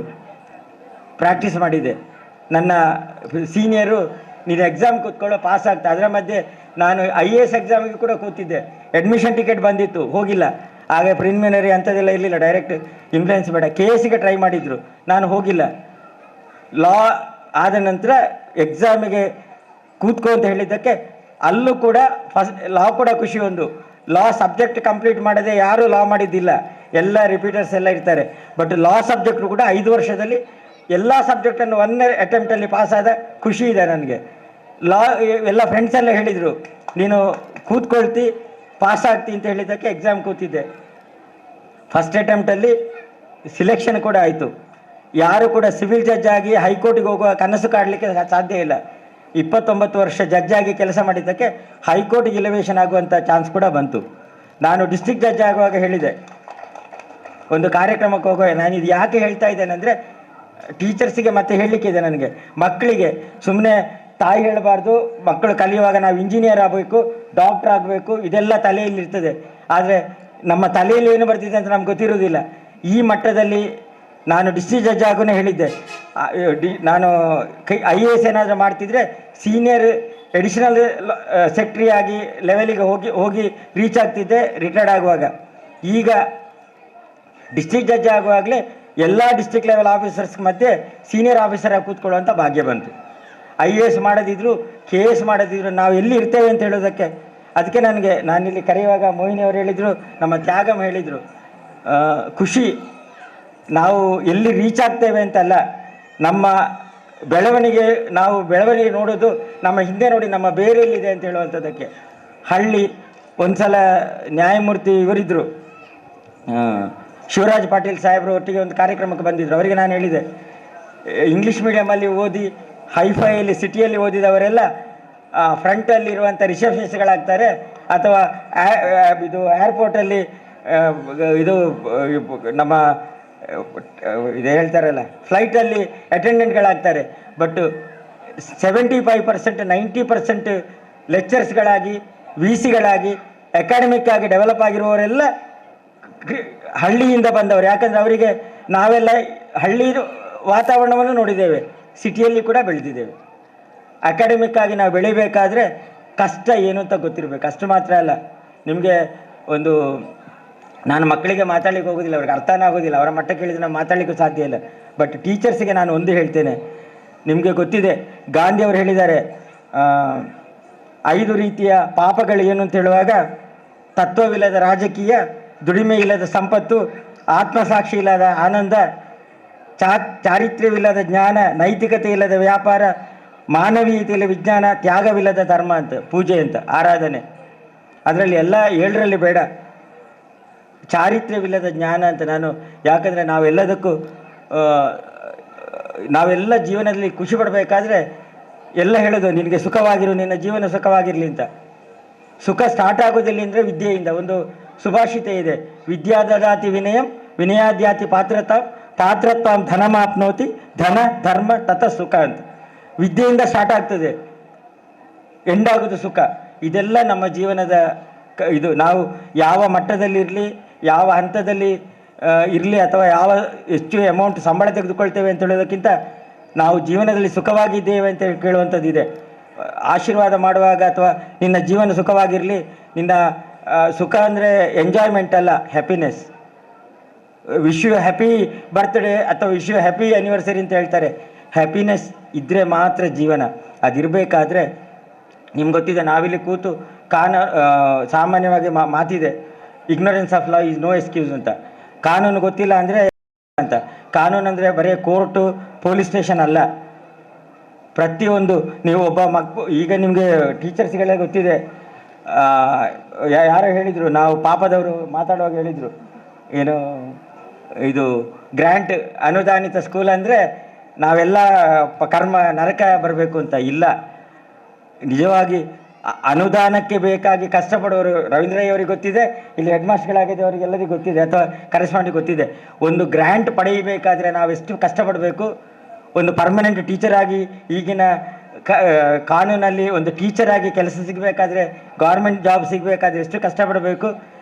ಅಷ್ಟು ಮಾತ್ರ ಅಲ್ಲ, ಒಂದು ಸಲ ಜಾಯ್ನ್ ಆದ ನಂತರ ರಿಟೈರ್ಮೆಂಟ್ ಆಗೋ ತನಕ ನಾವು ಯಾವ ರೀತಿ ಕಾನೂನು ಪ್ರಕಾರವಾಗಿ ಕಷ್ಟಪಡಬೇಕು ಅಂತ ಹೇಳೋದು ಎಲ್ಲ ಟೀಚರ್ಸ್ಗಳಿಗೂ ಗೊತ್ತು. ಇಲ್ಲಿ ಗ್ರ್ಯಾಂಟ್ ಇದೆ, ಬಟ್ 59 ವರ್ಷ ಅಂತ ಹೇಳಿದರು. ನಾನು ಸ್ಕೂಲ್ ಬಿಟ್ಟು 42 ವರ್ಷ ಆಯಿತು. ಅಂದರೆ ನಾನು ಈ ಸ್ಕೂಲಿಗೆ ಬರುವಾಗ ಈ ಸ್ಕೂಲಿಗೆ 17 ವರ್ಷ ಮಾತ್ರ ಆಗಿದ್ದು. ಬಟ್ ಬೇಸರ ಯಾಕೆ ಆಗ್ತದೆ ಅಂದರೆ ನಮ್ಮ ಜೀವನ, ನಾವು ಸುಮ್ಮನೆ ಇದ್ರೂ ಒಂದು ದಿನ ಸೂರ್ಯ ಮುಳುಗಿ ಉದಯ ಆಗುವಾಗ ನಮ್ಮ ಜೀವನಕ್ಕೆ ಒಂದು ದಿನ ಸೇರ್ತದೆ. ಆದರೆ ಆ ಜೀವನ ಸೇರುವುದು ಹೇಗೆ ಇದೆ ಅಂತ ನೋಡಬೇಕು. ನಮ್ಮ ಕಾಂಪಿಟೇಷನ್ ಮತ್ತೊಬ್ಬರ ಜೊತೆ ಅಲ್ಲ, ನಮ್ಮ ಜೊತೆ. ನಿನ್ನೆಯ ಇನವಳ್ಳಿ ಇವತ್ತೇನು ಅಂತ ಹೇಳಿ, ನಿನ್ನೆಯ ಕರೆಸ್ಪಾಂಡೆಂಟ್ ಇವತ್ತೇನು ನನಗೆ ಈಗಲೂ ನೆನಪಾಗ್ತದೆ. ಇವರು ಇದು ಹೇಳುವಾಗ ಈಗ ಇದ್ದ ಸೀನಿಯರ್ಸಿಗೆ ಮಾತ್ರ ಗೊತ್ತಿರ್ಬೋದು. ನಾನು ಸ್ಟೂಡೆಂಟ್ ಆಗಿರುವಾಗ ಕೋಟಿನಾಳವರು ಕರೆಸ್ಪಾಂಡೆಂಟ್ ಆಗಿದ್ದರು. ಈಗಿನ ಮಕ್ಕಳಿಗೆ ಯಾರಿಗೂ ಗೊತ್ತಿರಲಿಕ್ಕಿಲ್ಲ. ಸೀನಾ ಪುಂಜರು ಪ್ರೆಸಿಡೆಂಟ್ ಆಗಿದ್ದರು. ನಾನು 6ನೇ ಕ್ಲಾಸಲ್ಲಿರುವಾಗ ಭಾಷಣ ಮಾಡಿ ಒಂದು ಇದಕ್ಕೆ ನಮ್ಮ ಸ್ವಾತಂತ್ರ್ಯ ದಿನಾಚರಣೆಗೆ ಭಾಷಣ ಮಾಡಿದ್ದೆ. ಅದು ತ್ಯಾಗರಾಜನಾಗಿ ಅಲ್ಲ, ಅಪ್ಪನ ಹೆಸರು ಇವರಿಗೆಲ್ಲ ಗೊತ್ತು, ನಾರಾಯಣ ಮಾಸ್ಟರ್ ಅಂದರೆ ಏನು ಅಂತ ಎಲ್ರಿಗೂ ಗೊತ್ತು. ಅವರ ಮಗ ಅಂತ ಹೇಳೋದಕ್ಕೆ ಒಂದು ರೆಕಗ್ನಿಷನ್ ಇತ್ತು. ಅದು SPL ಆಗಲಿಕ್ಕೂ ಹಾಗೇನೆ. ಟೀಚರ್ಸ್ಗಳು ಗೋಪಾಲಕೃಷ್ಣ ಭಂಡಾರಿಯವರಿಗೆ ಗೊತ್ತು ನಮ್ಮ ತಂದೆ ಏನು ಅಂತ. ಅವರೆಲ್ಲರ ಪ್ರೀತಿ, ತಂದೆಯ ಗೌರವದ ಮೇಲೆ ನನಗೆ ಎಲ್ಲದಕ್ಕೂ ಪ್ಲೇಸ್ ಇತ್ತು. ನಾನು 6ನೇ ಕ್ಲಾಸಿಗೆ ಬಂದು ಸೇರಿದ್ದು. ಸ್ವಾತಂತ್ರ್ಯ ದಿನಾಚರಣೆಗೆ ಭಾಷಣ ಮಾಡುವಂಥ ರವೀಂದ್ರ ಇವರು ಮಹಾಬಲ್ ರೈ ಅವರು ನನ್ನ ಒಳ್ಳೆಯ ಹೆಡ್ ಮಾಸ್ಟ್ರು ಭಾಷಣ ಮಾಡಬೇಕು ಅಂತ ಹೇಳಿದರು. ಭಾಷಣ ಮಾಡಿ ಇಳಿದ ನಂತರ ಈಗಲೂ ನೆನಪಿದೆ, 78ನೇ ಇಸವಿ ಆಗಸ್ಟ್ 15 ಭಾಷಣ ಮಾಡಿ ನಾನು ಇಳಿದಾಗ ಸೀನಾ ಪೂಜರು ಬಂದು ಹೇಳ್ತಾರೆ, ನಿನ್ನ ಅಪ್ಪ ಏರು ಅಂತ. ಅದಕ್ಕೆ ಅಪ್ಪನ ಹೆಸರು ಹೇಳಿದ್ರು, ಐಕಾತ್ ಪುರ್ಲು ಪಾತೇರಿದ. ಆಗಲೂ ನನಗೆ ಹೆಸರಲ್ಲ. ಆನಂತರ ಒಂದು ಕವರಲ್ಲಿ ಹಾಕಿ 10 ರೂಪಾಯಿದು ನೋಟನ್ನು ಕವರಲ್ಲಿ ಹಾಕಿ ಒಂದು ನಿಕ್ಕಿದ ಅಂತ ಕೊಡ್ತಾರೆ, ಕರೆದು ಆಫೀಸಿಗೆ ಕರೆದು. ಈಗ ನಾವು ಲಕ್ಷಗಟ್ಟಲೆ ದುಡಿತೇವೆ, ಬಟ್ ಈಗಲೂ 42 ವರ್ಷ ಆದರೂ 10 ರೂಪಾಯಿದು ಬೆಲೆ ಇದೆಯಲ್ಲ, ಈಗಲೂ ನಮ್ಮಲ್ಲಿದೆ. ಅದೇ ಥರ ಕೋಟೆನ್ನಾಳ್ವರ, ನಾನು 10th ಅವರು ಕರೆಸ್ಪಾಂಡೆಂಟ್ ಆಗಿ ಚೇಂಜ್ ಆದರು. ಸುಂದರ್ ಶೆಟ್ಟಿ ಅವರಿದ್ದು ನಮ್ಮ ಕನ್ನಡ ಟೀಚರು. 3 ಗಂಟೆಗೆ ನಮ್ಮ ಪಿಯೋನ್ ಬಂದು, ಗೋವಿಂದ ಭಟ್ ಅಂತ ಏನೋ ಪಿಯೋನ್ ಇದ್ರು ನಮ್ಮ ಅಟೆಂಡರು, ತ್ಯಾಗರಾಜ ನಿಮ್ಮನ್ನು ಕರೀತಾರೆ ಆಫೀಸಿಗೆ ಅಂತ. ನಾನು ಆಫೀಸಿಗೆ ಹೋದೆ. ಸುಂದರ ಶೆಟ್ಟಿ ಅವರು ಕರೀತಾರೆ ಅಂತ ಹೇಳಿದರು. ಸುಂದರ ಮಾಸ್ಟರ್ ಲೆಪ್ಪೇರಿರನ್ ಅಂತ ಹೋಗಿ ನೋಡಿದರೆ, ಏನು ಸರ್ ಕೇಳಿದರೆ 3:15 4 ಗಂಟೆಗೆ ಕೋಟೆನಾಳವರದ್ದು ವಿದಾಯ ಇದೆ, ವಿದ್ಯಾರ್ಥಿಗಳ ಲೆಕ್ಕದಲ್ಲಿ ನೀನು ಭಾಷಣ ಮಾಡಬೇಕು ಅಂತ. ನಾನು ಹೇಳಿದೆ, ನನಗೆ ಒಂದು ದಿನ ಆದರೂ ಮೊದಲು ಹೇಳಬೇಕಲ್ಲ ಸರ್. ಏನು ಒಂದು ನಿಮ್ಗೆ ಗೊತ್ತಿದೆ, ಭಾಷಣ ಮಾಡುವಾಗ ಟೀಚರ್ಸ್ಗಳಿಗೆ, ರವೀಂದ್ರಯ್ಯ ಅವರಿಗೆಲ್ಲ ಗೊತ್ತು, ನಾವು ಏನು ಮಾತಾಡೋದು ಅಂತಲ್ಲ. ಇಂಗ್ಲೀಷಲ್ಲಿ ಒಂದು ಮಾತಿದೆ, when you are talking, what to talk, how to talk, way to talk, whom to talk ಅಂತ. ಏನು ಮಾತಾಡೋದು ಮಾತ್ರ ಅಲ್ಲ, ಎಲ್ಲಿ ಮಾತಾಡಬೇಕು, ಹೇಗೆ ಮಾತಾಡಬೇಕು, ಯಾರಿಗೆ ಮಾತಾಡಬೇಕು, ಈ 4 ವಿಷಯ ಗೊತ್ತಿದ್ರೆ ಮಾತ್ರ ನಾವು ಮಾತಾಡಲಿಕ್ಕೆ ಸಾಧ್ಯ. ವಾಗ್ಮಿ ಆಗಿ ಅಲ್ಲ, ನಿತ್ಯ ಮಾತಾಡುವಾಗಲೂ ನಮ್ಗೆ ಗೊತ್ತಿರಬೇಕು. ನಾನು ಇಲ್ಲಿರುವ ನನ್ನ ಹಿರಿಯ ಸ್ನೇಹಿತರ ಜೊತೆ ಮಾತಾಡುವಾಗೂ ನನ್ನ ಗುರುಗಳ ಮಾತಾಡುವಾಗೂ ವ್ಯತ್ಯಾಸ ಇದೆ. ನಾವು ಯಾವ ಮಟ್ಟಕ್ಕೆ ಏರಿದರೆ ನಾನು ಅವರಿಗೆ ಸ್ಟೂಡೆಂಟೇ, ನಮ್ಮ ಟೀಚರ್ಸ್ಗಳಿಗೆ ನಾವು ಸ್ಟೂಡೆಂಟ್ ಆಗಿರ್ತೇವೆ. ಆ ಥರ ಅದಕ್ಕೆ ಅವ್ರಿಗೆ ಹೇಳಿದೆ ನಾನು, ನೀವು ಈಗ ಹೇಳಿದರೆ ನಾನೇನು ಮಾತಾಡಬೇಕು ಸರ್ ಅಂತ. ಇಲ್ಲ, ನೀನು ಹೇಳು, ನೀನು ಭಾಷಣ ಮಾಡುವಾಗ ನಿನ್ನನ್ನು ಕರೆದವರು ನಿನಗೆ ಗಿಫ್ಟ್ ಕೊಟ್ಟಿದ್ದಾರಲ್ಲ, ನಿನಗೆ ಹಣ ಕೊಟ್ಟಿದ್ದಾರಲ್ಲ, ನಿನ್ನನ್ನು ಕರೆದು ಮಾತಾಡಿದಾರಲ್ಲ ಅಂತ. ಅವರಿಗೆ ವಿದ್ಯಾರ್ಥಿಗಳಂದರೆ ಖುಷಿ ಅಂತ, ಅಷ್ಟನ್ನಾದರೂ ಹೇಳು ಅಂತ. ಈಗಲೂ ಈ ಪ್ರೀತಿ ಇರಬೇಕು. ನಾನು ಯಾಕೆ ಇದನ್ನೆಲ್ಲ ಹೇಳ್ತಾ ಇದ್ದೇನೆ ಅಂದರೆ, ನಾವೆಲ್ಲ ಪಾಠ ಮಾಡ್ತಾ ಇದ್ದೇವೆ, ಬಟ್ ವೆಂಕಟರಮಣ ಭಟ್ ಪಾಠ ಮಾಡಿದ್ದಕ್ಕೂ ರವೀಂದ್ರ ಇವರು ಜಯರಾಮ್ ರೈ ಪಾಠ ಮಾಡಿದ್ದಕ್ಕೂ, ಸದಾನಂದ ಮಾಸ್ಟರ್ ಪಾಠ ಮಾಡಿದ್ದಕ್ಕೂ, ಸಿಂಹಪ್ಪ ಮಾಸ್ಟರ್ ಪಾಠ ಮಾಡಿದ್ದಕ್ಕೂ, ಸುಂದರ ಶೆಟ್ಟಿ ಪಾಠ ಮಾಡಿದ್ದಕ್ಕೂ, ಈಗಿನ ಟೀಚರ್ಗಳು ಪಾಠ ಮಾಡಿದ್ದಕ್ಕೂ ಖಂಡಿತ ವ್ಯತ್ಯಾಸ ಇದೆ. ನಾನು ಈಗ ಮಾತಾಡಿದೆ, ನಿಮಗೆ ಪ್ರೀತಿ ಬೇಡ ಅಂತಲ್ಲ, ಮಕ್ಕಳ ಜೊತೆ ಪ್ರೀತಿ ಇರಲಿ. ನಮಗೂ ಗೊತ್ತು, ನಾವು ನಮ್ಮ ತಂದೆ ಜೊತೆ ಇದ್ದ ಸಂಬಂಧಕ್ಕೂ ನಮ್ಮ ಮಕ್ಕಳು ನಮ್ಮ ಜೊತೆ ಇರುವ ಸಂಬಂಧಕ್ಕೂ ಖಂಡಿತ ವ್ಯತ್ಯಾಸ ಇದೆ. ನಾನು 2 ಜನರೇಷನ್ ಆದ ನಂತರ ಬಂದಿದ್ದೇನೆ. 42 ವರ್ಷ ಅಂದರೆ 2 ಜನರೇಷನ್ ಆಗಿದೆ. ಖಂಡಿತ ವ್ಯತ್ಯಾಸ ಇದೆ. ಈಗ 12 ವರ್ಷ 10 ವರ್ಷ ಆದ ಮಕ್ಕಳು ನಾವೇನಾದರೂ ಹೇಳಿದರೆ ನಿಮಗೆ ಗೊತ್ತಿಲ್ಲ ಅಪ್ಪ, ನೀವು ಮೊದಲನ ಕಾಲದವರು ಅಂತ ಹೇಳ್ತಾರೆ, ನಿಮ್ಗೆ ಗೊತ್ತಿಲ್ಲ ಅಮ್ಮ ಅಂತ. ಆದರೆ ಒಂದು ನೆನಪಿಡಿ, ತಂದೆ ತಾಯಿಗಳು ಎಷ್ಟು ಹಂತಕ್ಕೆ ಇದ್ರೂ ಮಕ್ಕಳು ಕಲಿಯುವುದು ಟೀಚರ್ಗಳು ಹೇಳಿದ್ದಾನೆ. ನಾನು ಹಾಸನದಲ್ಲಿ ಪ್ರಿನ್ಸಿಪಲ್ ಡಿಸ್ಟ್ರಿಕ್ಟ್ ಜಡ್ಜ್ ಆಗಿರುವಾಗ ಟೀಚರ್ ಮಕ್ಕಳಿಗೆ ಬೇಡಪ್ಪ, ಎಲ್ಲ ಟೀಚರ್ DDP BEOಗಳನ್ನೆಲ್ಲ ಕರೆದು 2000 ಟೀಚರ್ಗಳಿಗೆ 1 ವಾರ ಕಂಟಿನ್ಯೂಸ್ ಆಗಿ ಟ್ರೈನಿಂಗ್ ಮಾಡಿದ್ದೇನೆ. ನೀವು ಕಲಿತರೆ ಮಾತ್ರ ಮಕ್ಕಳು ಕಲಿಬೋದು ಅಂತ. ಕಾರಣ ಏನಂದರೆ, ನೀವೆಲ್ಲ ಬೇಸರದಲ್ಲಿ ಹೇಳ್ತಾ ಇದ್ದಾನೆ, ನೀವೆಲ್ಲ ಟೀಚರ್ಗಳೆಲ್ಲ ನಮ್ಮ ಸ್ಕೂಲಲ್ಲಿ ಪರ್ಸೆಂಟೇಜ್ ಎಷ್ಟು ಬರಬೇಕು ಅಂತ ಎಕ್ಸಾಮಿಗೆ ರೆಡಿ ಮಾಡ್ತೀರಿ, ಬಟ್ ಪರೀಕ್ಷೆ ಜೀವನದಲ್ಲಿ ಇರಬೇಕು. ಇಲ್ಲಿ ನೀವು ಪಾಠ ಮಾಡಿ ಅವರಿಗೆ ಎಕ್ಸಾಮ್ ಕೊಡ್ತಾ ಇದ್ದೀರಿ, ಬಟ್ ಜೀವನದಲ್ಲಿ ಎಕ್ಸಾಮ್ ಕೊಟ್ಟು ಪಾಠ ಮಾಡೋದು. ಜೀವನ ಅಂದರೆ ಮೊದಲು ನಮಗೆ ಎಕ್ಸಾಮ್ ಕೊಡೋದು, ಅದರಲ್ಲಿ ನೀನು ಪಾಸಾದರೆ ಹೀಗಿರು ಅಂತ ಹೇಳೋದು. ಆ ಪಾಠವನ್ನು ಮಾಡಿ ಮಕ್ಕಳಿಗೆ ಧೈರ್ಯ ಕೊಡಿ. ಬೇಸರ ಆಗ್ತದೆ, 10-12 ವರ್ಷದ ಮಕ್ಕಳು ಆತ್ಮಹತ್ಯೆ ಮಾಡ್ಕೊಂಡು ಸಾಯ್ತಾರೆ. ಆತ್ಮ ಅಂದರೆ ಏನು ಅಂತಲೇ ಗೊತ್ತಿಲ್ಲ, ಅದನ್ನು ಹತ್ಯೆ ಮಾಡಲಿಕ್ಕೆ ದೊಡ್ಡವರಿಗೂ ಸಾಧ್ಯ ಇಲ್ಲ. ಅಂಥವರಲ್ಲಿ ಆ ಮಕ್ಕಳು ಆತ್ಮಹತ್ಯೆ ಮಾಡ್ಕೊಳ್ತಾರೆ. ನಾವು ನಗುವುದಲ್ಲ, ಬೇಸರ ಪಡಬೇಕು. ನಾನು ಹಾಸನದಲ್ಲಿ ಇರುವಾಗ ಹೇಳಿದೆ, ಬೇರೆಯವರಿಗೆ ಪೋಕ್ಸೋ ಅಂತ ಗೊತ್ತಿರ್ಬೋದು ನಿಮಗೆ, ಲೈಂಗಿಕ ದೌರ್ಜನ್ಯ ಕೇಸುಗಳು ಅಂತಿದೆ ಮಕ್ಕಳ ಮೇಲೆ. 18 ವರ್ಷದಕ್ಕಿಂತ 18 ವರ್ಷ ಆದರೆ ಚಿಂತಿಲ್ಲ, 12 ವರ್ಷ ಆದರೆ ಚಿಂತಿಲ್ಲ. ಹುಡುಗ ಯಾರು ಹುಡುಗಿ ಅಂತ ಆದರೆ ವ್ಯತ್ಯಾಸ ಗೊತ್ತಾಗ್ತದೆ. 6 ವರ್ಷದ 7 ವರ್ಷದ 4 ವರ್ಷದ ಮಕ್ಕಳ ಮೇಲೆ ಅತ್ಯಾಚಾರ ಆಗ್ತದೆ. ಕೇಸು ಟೀಚರ್ಗಳ ಮೇಲೆ. ನಾನು DGP ಮತ್ತು ಡೈರೆಕ್ಟರನ್ನು ಕರೆದು ಹೇಳಿದೆ, ಮಕ್ಕಳಿಗೆ ಪಾಠ ಮಾಡೋದಲ್ಲ, ಮೊದಲು ಟೀಚರ್ಗಳು ಸರಿ ಇರಬೇಕು. ಯಾಕಂದರೆ ನಾನು ತುಂಬ ಗೌರವ ಕೂಡ ಈಗಲೂ ನಾನು ಇಲ್ಲಿ ಇರೋದಿದ್ರೆ ಎಲ್ಲಾದರೂ ಟೀಚರ್ ಆಗಿರ್ತಿದ್ದೆ, ಖುಷಿಯಲ್ಲಿ ಹೈಸ್ಕೂಲ್ ಟೀಚರ್ ಆಗತ್ತೆ, ಲೆಕ್ಚರ್ ಆಗಿರ್ತಿದ್ದೆ. ಯಾಕಂದರೆ ಜೀವನ ನಾವು ಎಲ್ಲಿಗೆ ಹೋದ್ರೂ, ಈಗ ನನ್ನ ಲಾ ಕಾಲೇಜ್ ಲೆಕ್ಚರ್ಸ್ ಎಲ್ಲ ಇದ್ದಾರೆ. ಮೊನ್ನೆ ನಾನು ಅವರಿಗೆ ಸನ್ಮಾನ ಮಾಡುವಾಗ ಒಬ್ಬರನ್ನು ಸ್ಟೇಜಲ್ಲಿ ಕೂರಿಸಿದೆ, ನನ್ನ ಪ್ರಿನ್ಸಿಪಾಲನ್ನು. ಅವರು ಖುಷಿ ಪಡ್ತಾರೆ, ಇಲ್ಲ ಅಂತಲ್ಲ, ಅವರಿಗೆ ಪ್ರೀತಿ ಇದೆ. ಬಟ್ ನನ್ನ ಹೈಯರ್ ಪ್ರೈಮರಿ ಟೀಚರ್ಗಳು ಖುಷಿ ಪಡುವಷ್ಟು ನಾನಿಲ್ಲಿ ನಿಂತಿದ್ದಕ್ಕೆ ಕಾಲೇಜ್ ಟೀಚರ್ಗಳು ಖುಷಿ ಪಡೋದಿಲ್ಲ. ಯಾಕಂದರೆ ಜೀವನದಲ್ಲಿ ನಮ್ಮ ನಂತರದವರು ಬೆಳೆಯಬೇಕು ಅಂತ ಖುಷಿ ಪಡುವವರಿಬ್ಬರೇ, ತಂದೆ ತಾಯಿ ಮತ್ತು ಗುರುಗಳು. ಒಂದು 10ನೇ ಕ್ಲಾಸ್ ಹಳ್ಳಿಯಲ್ಲಿರುವ ತಂದೆ ತಾಯಿ ಮಗ SSLC ಆಗುವ ಖುಷಿ ಪಡುವಷ್ಟು ನಾವು IAS ಪಾಸ್ ಆದರೆ ತಮ್ಮ ತಂದೆ ತಾಯಿಗಳು ಖುಷಿ ಪಡೋದಿಲ್ಲ. ಯಾಕಂದರೆ ಅವ್ರಿಗೆ ಗೊತ್ತಿದೆ ವಿದ್ಯೆ ಅಂದರೆ ಏನು ಅಂತ. ಹಾಗೆಯೇ ಟೀಚರ್ಗಳು, ಸಣ್ಣ ಕ್ಲಾಸಲ್ಲಿರುವ ಟೀಚರ್ಗಳು ಒಂದು ಹಂತಕ್ಕೆ ಬಂದ ವಿದ್ಯಾರ್ಥಿಯನ್ನು ನೋಡಿದ ಕೂಡಲೇ ಅವರು ಖುಷಿ ಪಡುವಷ್ಟು ಖಂಡಿತ ಇಲ್ಲ. ಯಾಕಂದರೆ ನಾನು ಇಲ್ಲಿ ಆರ್ಡರ್ ಮಾಡಲಿಕ್ಕೆ ಆಗೋದಿಲ್ಲ, ನಾನು ಜಡ್ಜ್ ಆಗಿ ವಿನಂತಿ ಮಾಡ್ತಾ ಇದ್ದೇನೆ, ಸಂಸ್ಕಾರ ಕಲಿಸಿ, ವಿದ್ಯೆಯ ಬೆಲೆ ಏನು ಅಂತ ಕಲಿಸಿ. ವಿದ್ಯೆ ಎಲ್ಲ ಕಲಿಸೋದು, ಎಲ್ಲರೂ ಶಿಕ್ಷಕರಾಗ್ತಾ ಇದ್ದಾರೆ, ಎಲ್ಲರೂ ಒಳ್ಳೆ ಬರೀತಾರೆ, ಶಿಕ್ಷಣ ಕಲಿತಾರೆ, ಬಟ್ ವಿದ್ಯಾವಂತರನ್ನಾಗಿ ಮಾಡಿ, ಸಂಸ್ಕಾರ ಕೊಡಿ. ತಂದೆ ತಾಯಿಗಳ ಬೆಲೆ ಏನು ಅಂತ ತಿಳಿಸಿ, ಶಿಕ್ಷಕರ ಬೆಲೆ ಏನು ಅಂತ ತಿಳಿಸಿ ಮಕ್ಕಳಿಗೆ. ಖಂಡಿತ ವಿದ್ಯಾರ್ಥಿಗಳೆಲ್ಲಾದರೂ ನನ್ನ ಮಟ್ಟಕ್ಕೆ ನಾನು ಹೇಳ್ತೇನೆ, ನಾನೆಲ್ಲಾದರೂ ಹೈಸ್ಕೂಲಲ್ಲಿ ಹೈಯರ್ ಪ್ರೈಮರಿ SPL ಆಗಬೇಕಾದ್ರೆ ನನ್ನ ಮಾರ್ಕ್ ಕಾರ್ಡಲ್ಲಿ ಎಷ್ಟು ಮಾರ್ಕ್ ಇದೆ ಅಂತಲ್ಲ, ಮಹಾಬಲ್ ರೈ ಅಂತ ಟೀಚರ್ ಇದ್ದಿದ್ದಕ್ಕೆ, ಸುಬ್ರಹ್ಮಣ್ಯ ಮಾಸ್ಟರ್ ಅಂತ ಟೀಚರ್ ಇದ್ದಿದ್ದಕ್ಕೆ, ನಳಿನ್ ಟೀಚರ್ ಅಂತ ಮ್ಯಾಥ್ಸ್ ಟೀಚರ್ ಇದ್ದಿದ್ದಕ್ಕೆ, ವಿಮಲಾ ಟೀಚರ್ ಅಂತ ಟೀಚರ್ ಇದ್ದಿದ್ದಕ್ಕೆ ನಾವಿಲ್ಲಿ ಬೆಳೆದಿದ್ದೇವೆ. ಅದೇ ಥರ ಹೈಸ್ಕೂಲಲ್ಲಿ ನಾನು SPL ಆಗಬೇಕಾದ್ರೆ ಅದು ಅನ್ಕಂಟೆಸ್ಟೆಡ್. ತ್ಯಾಗರಾಜ್ ಆಗಲಿ ಅಂತ SPL ಆಗಬೇಕಾದ್ರೆ ಅದರಲ್ಲಿ ವೆಂಕಟರಮಣ ಭಟ್ಟಿದ್ದು ಪಾಲಿದೆ, ಗೋಪಾಲಕೃಷ್ಣ ಭಂಡಾರಿ ಸಾಹೇಬ್ರ ಸರಿದ್ದು ಪಾಲಿದೆ. ನೀವು ನಿಮ್ಮನ್ನು ಎಷ್ಟು ಮಕ್ಕಳು ಪ್ರೀತಿಸ್ತಾರೆ, ಅಷ್ಟೇ ಮಕ್ಕಳು ತಂದೆ ತಾಯಿಗಳ ಮತ್ತು ಗುರುಗಳ ಪ್ರೀತಿಯನ್ನು ಗಳಿಸಿದ್ರೆ ನಾವು ಇಲ್ಲಿ ಮಟ್ಟಕ್ಕೆ ಇಳಿದಿದ್ದು.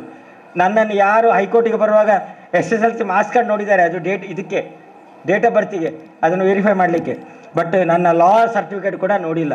ನಾನು ಫಸ್ಟ್ ಕ್ಲಾಸ್ ಪಾಸ್ ಆಗಿದ್ದೇನವ, ಸೆಕೆಂಡ್ ಕ್ಲಾಸ್ ಪಾಸ್ ಆಗಿದ್ದೇನವ, ಏನೂ ನೋಡಲಿಕ್ಕೆ ಬರುವುದಿಲ್ಲ. ಬಟ್ ನಾನು ಜಾಸ್ತಿ ಮಾತಾಡಲಿಕ್ಕೆ ಹೋಗೋದಿಲ್ಲ. ಒಂದಷ್ಟು ಹೇಳ್ತೇನೆ. ನಾವು ಒಂದು ಕಡೆ ಒಬ್ಬ MLAಗೆ ಸನ್ಮಾನ ಮಾಡಲಿಕ್ಕೆ ಕರೆದ್ರಂತೆ ಒಂದು ಊರಲ್ಲಿ. ನಿಮ್ಗೆ ಗೊತ್ತಲ್ಲ ರಾಜಕೀಯದವ್ರು ಏನು ಮಾಡ್ತಾರೆ ಅಂತ. ಅದು ಮಾಡ್ತೇನೆ ಇದು ಮಾಡ್ತೇನೆ ಸನ್ಮಾನ ಎಲ್ಲ ಮಾಡಿದ ನಂತರ ಎಲ್ಲ ಹೇಳಿಕೆ ಸ್ಟಾರ್ಟ್ ಮಾಡಿದ. ಆಗ ಒಬ್ಬ ಸಭೆಯಲ್ಲಿ ನಿಂತು ಹೇಳಿದ ಅಂತೆ, ಸರ್ ಇದು ಆಲ ಮಣ್ಪುನ ಬಿಡ್ಸಿ ಬಟ್ ಇತ್ತಿನೇನು ಹಾಳು ಮಣ್ಣು ಬಿಡ್ಸಿ ಅಂತ. ನಾವು ಮಾಡಬೇಕಾಗಿದ್ದದು. ಬೇಸರ ಆಗ್ತದೆ, ನಮಗೆ ಒಳ್ಳೇದು ಮಾಡೋದಿದ್ರೂ ಚಿಂತಿಲ್ಲ, ಇದ್ದ ಸಿಸ್ಟಮನ್ನು ಹಾಳು ಮಾಡಬೇಡಿ ಅಂತ. ಅದು ಜುಡಿಷಿಯಲ್ ಆಗಲಿ ಎಜುಕೇಷನ್ ಆಗಲಿ. ಯಾಕಂದರೆ ಜಡ್ಜಿಗಳನ್ನು ನೋಡದೆ, ಪೊಲೀಸ್ ಸ್ಟೇಷನನ್ನು ನೋಡದೆ, ಆಸ್ಪತ್ರೆಯನ್ನು ನೋಡದೆ ಜೀವನ ಮಾಡಲಿಕ್ಕಾಗ್ತದೆ. ಆದರೆ ನೀರು ನೋಡದೆ, ರೈತನನ್ನು ನೋಡದೆ, ಟೈಲರನ್ನು ನೋಡದೆ, ಮೆಟ್ಟಿ ಹೊಲಿಯೋನನ್ನು ನೋಡದೆ, ಕ್ಷೌರಿಕನನ್ನು ನೋಡದೆ ಜೀವನ ಮಾಡಲಿಕ್ಕೆ ಸಾಧ್ಯ ಇಲ್ಲ. ನಮ್ಮನ್ನು ನಾಗರಿಕರನ್ನಾಗಿ ತೋರಿಸೋದು ಅವರು, ಜಡ್ಜಿಗಳಲ್ಲ, ಡಾಕ್ಟ್ರುಗಳಲ್ಲ.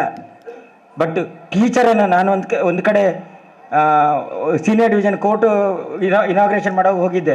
ಎಲ್ಲರಿಗೂ ಖುಷಿ, ನಮ್ಮವರಿಗೆ ಕೋರ್ಟ್ ಬಂತು ತಾಲೂಕು ಹೆಡ್ ಕ್ವಾರ್ಟರ್ಸ್ಗೆ ಅಂತ. ನಾನು ಅದು ಕೇಳಿದೆ, ಕೋರ್ಟ್ ಬಂದರೆ, ವೃದ್ಧಾಶ್ರಮ ಬಂದರೆ, ಮಕ್ಕಳ ಆಶ್ರಮ ಬಂದರೆ ಊರು ಒಳ್ಳೆಯದಾಗಿದೆ ಅಂತ ಅಲ್ಲ, ಊರು ಹಾಳಾಗಿದೆ ಅಂತ ಲೆಕ್ಕ. ಊರಿಗೆ ಒಂದು ಪೊಲೀಸ್ ಸ್ಟೇಷನ್ ಬಂದಿದೆ ಅಂದರೆ ಊರು ಹಾಳಾಗಿದೆ, ನಮ್ಮ ಕರ್ತವ್ಯಗಳನ್ನು ನಾವು ಸರಿಯಾಗಿ ಮಾಡಿಲ್ಲ ಅಂತ ಲೆಕ್ಕ. ನಾನು ತಂದೆಯಾಗಿ ನನ್ನ ಮಗಳನ್ನು ಹೇಗೆ ನೋಡಿಲ್ಲ, ಗಂಡನಾಗಿ ನನ್ನ ಹೆಂಡತಿಯನ್ನು ಹೇಗೆ ನೋಡಿಲ್ಲ, ನನ್ನ ಅಣ್ಣನಾಗಿ ನನ್ನ ತಂದೆ ತಾಯಿಗಳನ್ನು, ನನ್ನ ಅಣ್ಣ ತಮ್ಮಂದಿರನ್ನು, ಅಕ್ಕ ತಂಗಿಯರನ್ನು ಏನು ನೋಡಿಲ್ಲ ಅಂತ ಹೇಳೋದಕ್ಕೆ ಕೋರ್ಟ್ ನೆನಪಾಗ್ತದೆ, ಪೊಲೀಸ್ ಸ್ಟೇಷನ್ ನೆನಪಾಗ್ತದೆ. ಆದರೆ ವಿದ್ಯೆ ಇಲ್ಲದೆ ನಾಗರಿಕತೆ ಬರಲಿಕ್ಕೆ ಸಾಧ್ಯವೇ ಇಲ್ಲ. ಅದಕ್ಕೆ ನಾನು ಹೇಳಿದ್ದು, ಜೀವನದಲ್ಲಿ ಬೇಕಾಗಿದ್ದು ಸುಖ, ಅದು ಸ್ಟಾರ್ಟ್ ಆಗೋದು ವಿದ್ಯೆಯಿಂದ. ಅದಕ್ಕೆ ಖಂಡಿತ ಕಾರಣ ಹೈಸ್ಕೂಲ್ ಮಕ್ಕಳು ಪ್ರೌಢಾವಸ್ಥೆ ಬರ್ತಾರೆ. ಬಟ್ ಪ್ರಾಥಮಿಕ ಶಾಲಾ ಶಿಕ್ಷಕರಿಗೆ ನಂದು ಒಂದೇ ಮಾತು, ನಿಮ್ಮ ವಿದ್ಯಾರ್ಥಿಯಾಗಿ ಜಡ್ಜಾಗಿ ಅಲ್ಲ, ಸಂಸ್ಕಾರ ಕಲಿಸಿ ಮಕ್ಕಳಿಗೆ. ನಾನೊಂದು ಕಡೆ ನನ್ನ ಮಗಳು ಸ್ಕೂಲಲ್ಲಿ ಓದ್ತಾ ಇದ್ಲು. 25 ಮಾರ್ಕಲ್ಲಿ ಟೆಸ್ಟಿಗೆ 24 ಮಾರ್ಕ್ ಆಗಿತ್ತು, 1 ಮಾರ್ಕ್ ಕಳೆದಿದ್ರು. ನಾನು ಅದಕ್ಕೆ ನೋಡಿದೆ ಪುಸ್ತಕ, ಅವಳು ನನ್ನ ಮಿಸ್ಸಸ್ ಕಲಿತಾ ಇದ್ಲು, ನಾನು ಅವಳ ಕತೆಗೆ ಹೋಗ್ತಿಲ್ಲ, ನಮಗೆ ಪುಸ್ತಕ ಇರೋದಿಲ್ಲ. ಬಟ್ ಇದು ಏನೋ 1 ಮಾರ್ಕ್ ಕಡಿಮೆ ಆಗಿದೆ ಅಂತ ನೋಡಿದೆ. ಪ್ರಾಬ್ಲಮ್ ಏನಂದರೆ ಇವಳು ಸರಿ ಬರ್ದಿದ್ದಕ್ಕೆ ತಪ್ಪು ಹಾಕಿ ಮಾರ್ಕ್ 1 ಕಳೆದಿದ್ದಾರೆ. ನಾನು ಅದಕ್ಕೆ ಆಗ ಪುಣ್ಯ ಅಂದರೆ ಇದು ದಾವಣಗೆರೆಯಲ್ಲಿ ಅಲ್ಲಿದ್ದು ಹೆಡ್ ಮಿಸ್ ಆ ಕಾರ್ಕಳದವರಿದ್ದರು, ಕ್ರಿಶ್ಚಿಯನ್ ಒಬ್ಬರು, ತುಳು ಚೆನ್ನಾಗಿ ಮಾತಾಡ್ತಿದ್ರು. ಅವರು ಪರಿಚಯ ಇತ್ತು, ನಾವು ಊರಿನವರು ಅಂತ ಹೇಳಿದಕ್ಕೆ ಅವ್ರಿಗೆ ಖುಷಿ ಇತ್ತು.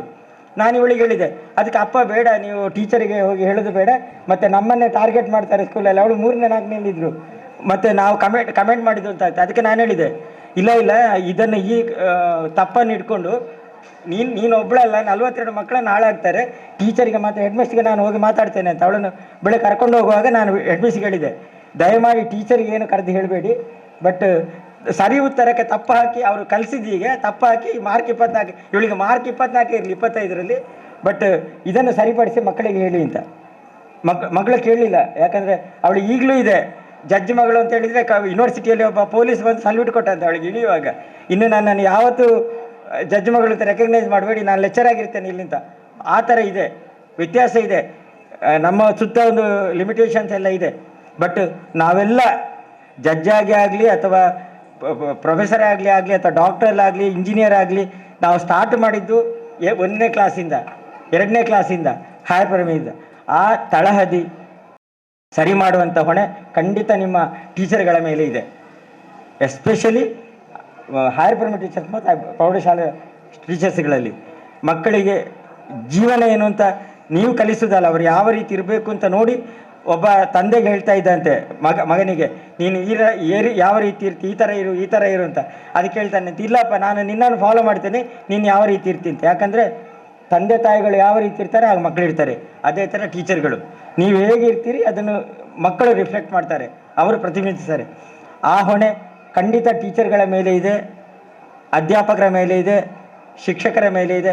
ನಾವೆಲ್ಲ ಇಲ್ಲಿಗೆ ಬಂದು ನಿಂತಿದ್ದಕ್ಕೆ ನಾನು ಆಗ ಹೇಳಿದೆಲ್ಲ, ಗೋಪಾಲಕೃಷ್ಣ ಭಂಡಾರಿ ಸರ್ ಇದ್ದು ಪಾಲು ಇದೆ. ಅವರು ಗ್ರೌಂಡಿಗೆ ಮಾತ್ರ ಬಂದರೆ ನಮಗೆ ಸ್ಟ್ರಿಕ್ಟ್ ಟೀಚರ್ ಅಂತ ಕಾಣ್ತಾ ಇದ್ರು. ಬಟ್ ಜೀವನ ಏನು, ಜೀವನದ ಕಷ್ಟ ಏನು ಗೊತ್ತಿದ್ರೆ ಮಾತ್ರ ಸುಖದ ಅನುಭವ ನಿಮಗೆ ಆಗ್ತದೆ. ಊಟ ನಿಮ್ಗೆ ಗೊತ್ತಿದೆ, ಎಲ್ಲ ಸ್ವೀಟ್ ತಿಂದರೆ ರುಚಿ ಆಗೋದಿಲ್ಲ, ಅದರ ಜೊತೆ ಹಪ್ಪಳ ಮತ್ತು ಉಪ್ಪಿನಕಾಯಿ ಬೇಕೇ ಬೇಕು. ಹಾಗೆ ಎಲ್ಲ ಸುಖ ಸಿಗಲಿ ಅಂತಲ್ಲ, ಬಟ್ ಸುಖದ ಅನುಭವ ಸಿಗಬೇಕಾದ್ರೆ ಕಷ್ಟ ಏನು ಅಂತ ಮಕ್ಕಳಿಗೆ ತಿಳಿಸ್ಬೇಕು. ಅದು ಖಂಡಿತ ಟೀಚರ್ಗಳಿಂದ ಸಾಧ್ಯ.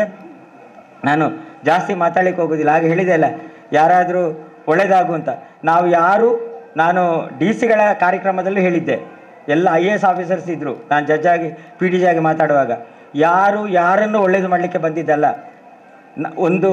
ಒಂದು ಮಟ್ಟಕ್ಕೆ ಬೆಳೆದ ಮಕ್ಕಳು ಕೂಡ ತಂದೆ ತಾಯಿಗಳನ್ನು ಕೇಳುವುದಿಲ್ಲ. ಕರಳು ರಕ್ತ ಹಂಚಿ ಬಂದ ಮಕ್ಕಳು ನೀನು ಹೇಳಿದ್ದು ಸರಿಯಲ್ಲ ಅಂತೇಳಿ ತಂದೆ ತಾಯಿಗೆ ಹೇಳುವ ರೀತಿ ಬರ್ತದೆ. ನಿಮ್ಗೆ ಗೊತ್ತಿದೆ, ನಮ್ಮ ತಂದೆ ನಮ್ಗೆ ಏನು ಹೇಳಿದ್ದು ಸರಿ ಅಂತ ಅರ್ಥ ಆಗಬೇಕಾದ್ರೆ ನಿನ್ನ ಎದೆ ಎತ್ತರಕ್ಕೆ ಬೆಳೆದ ಮಕ್ಕಳಿರಬೇಕು, ಆಗ ನಿನ್ಗೆ ಗೊತ್ತಾಗ್ತದೆ ತಂದೆ ಏನು ಅಂತ. ಹಾಗೆ ಆದರೆ ಈಗ ಎಲ್ಲರೂ ಸಂವಿಧಾನ ವಿದ್ಯಾರ್ಥಿಗಳು. ನಮ್ಮ ತ್ಯಾಗಮ್ಮ ಹೇಳಿದರು, ಏನೋ ಒಂದು ಕಮೆಂಟ್ ಮಾಡುವಾಗ ಅದನ್ನು ತಿದ್ದಿದ್ದೇನೆ ಅಂತ ಹೇಳುವಂಥದ್ದು.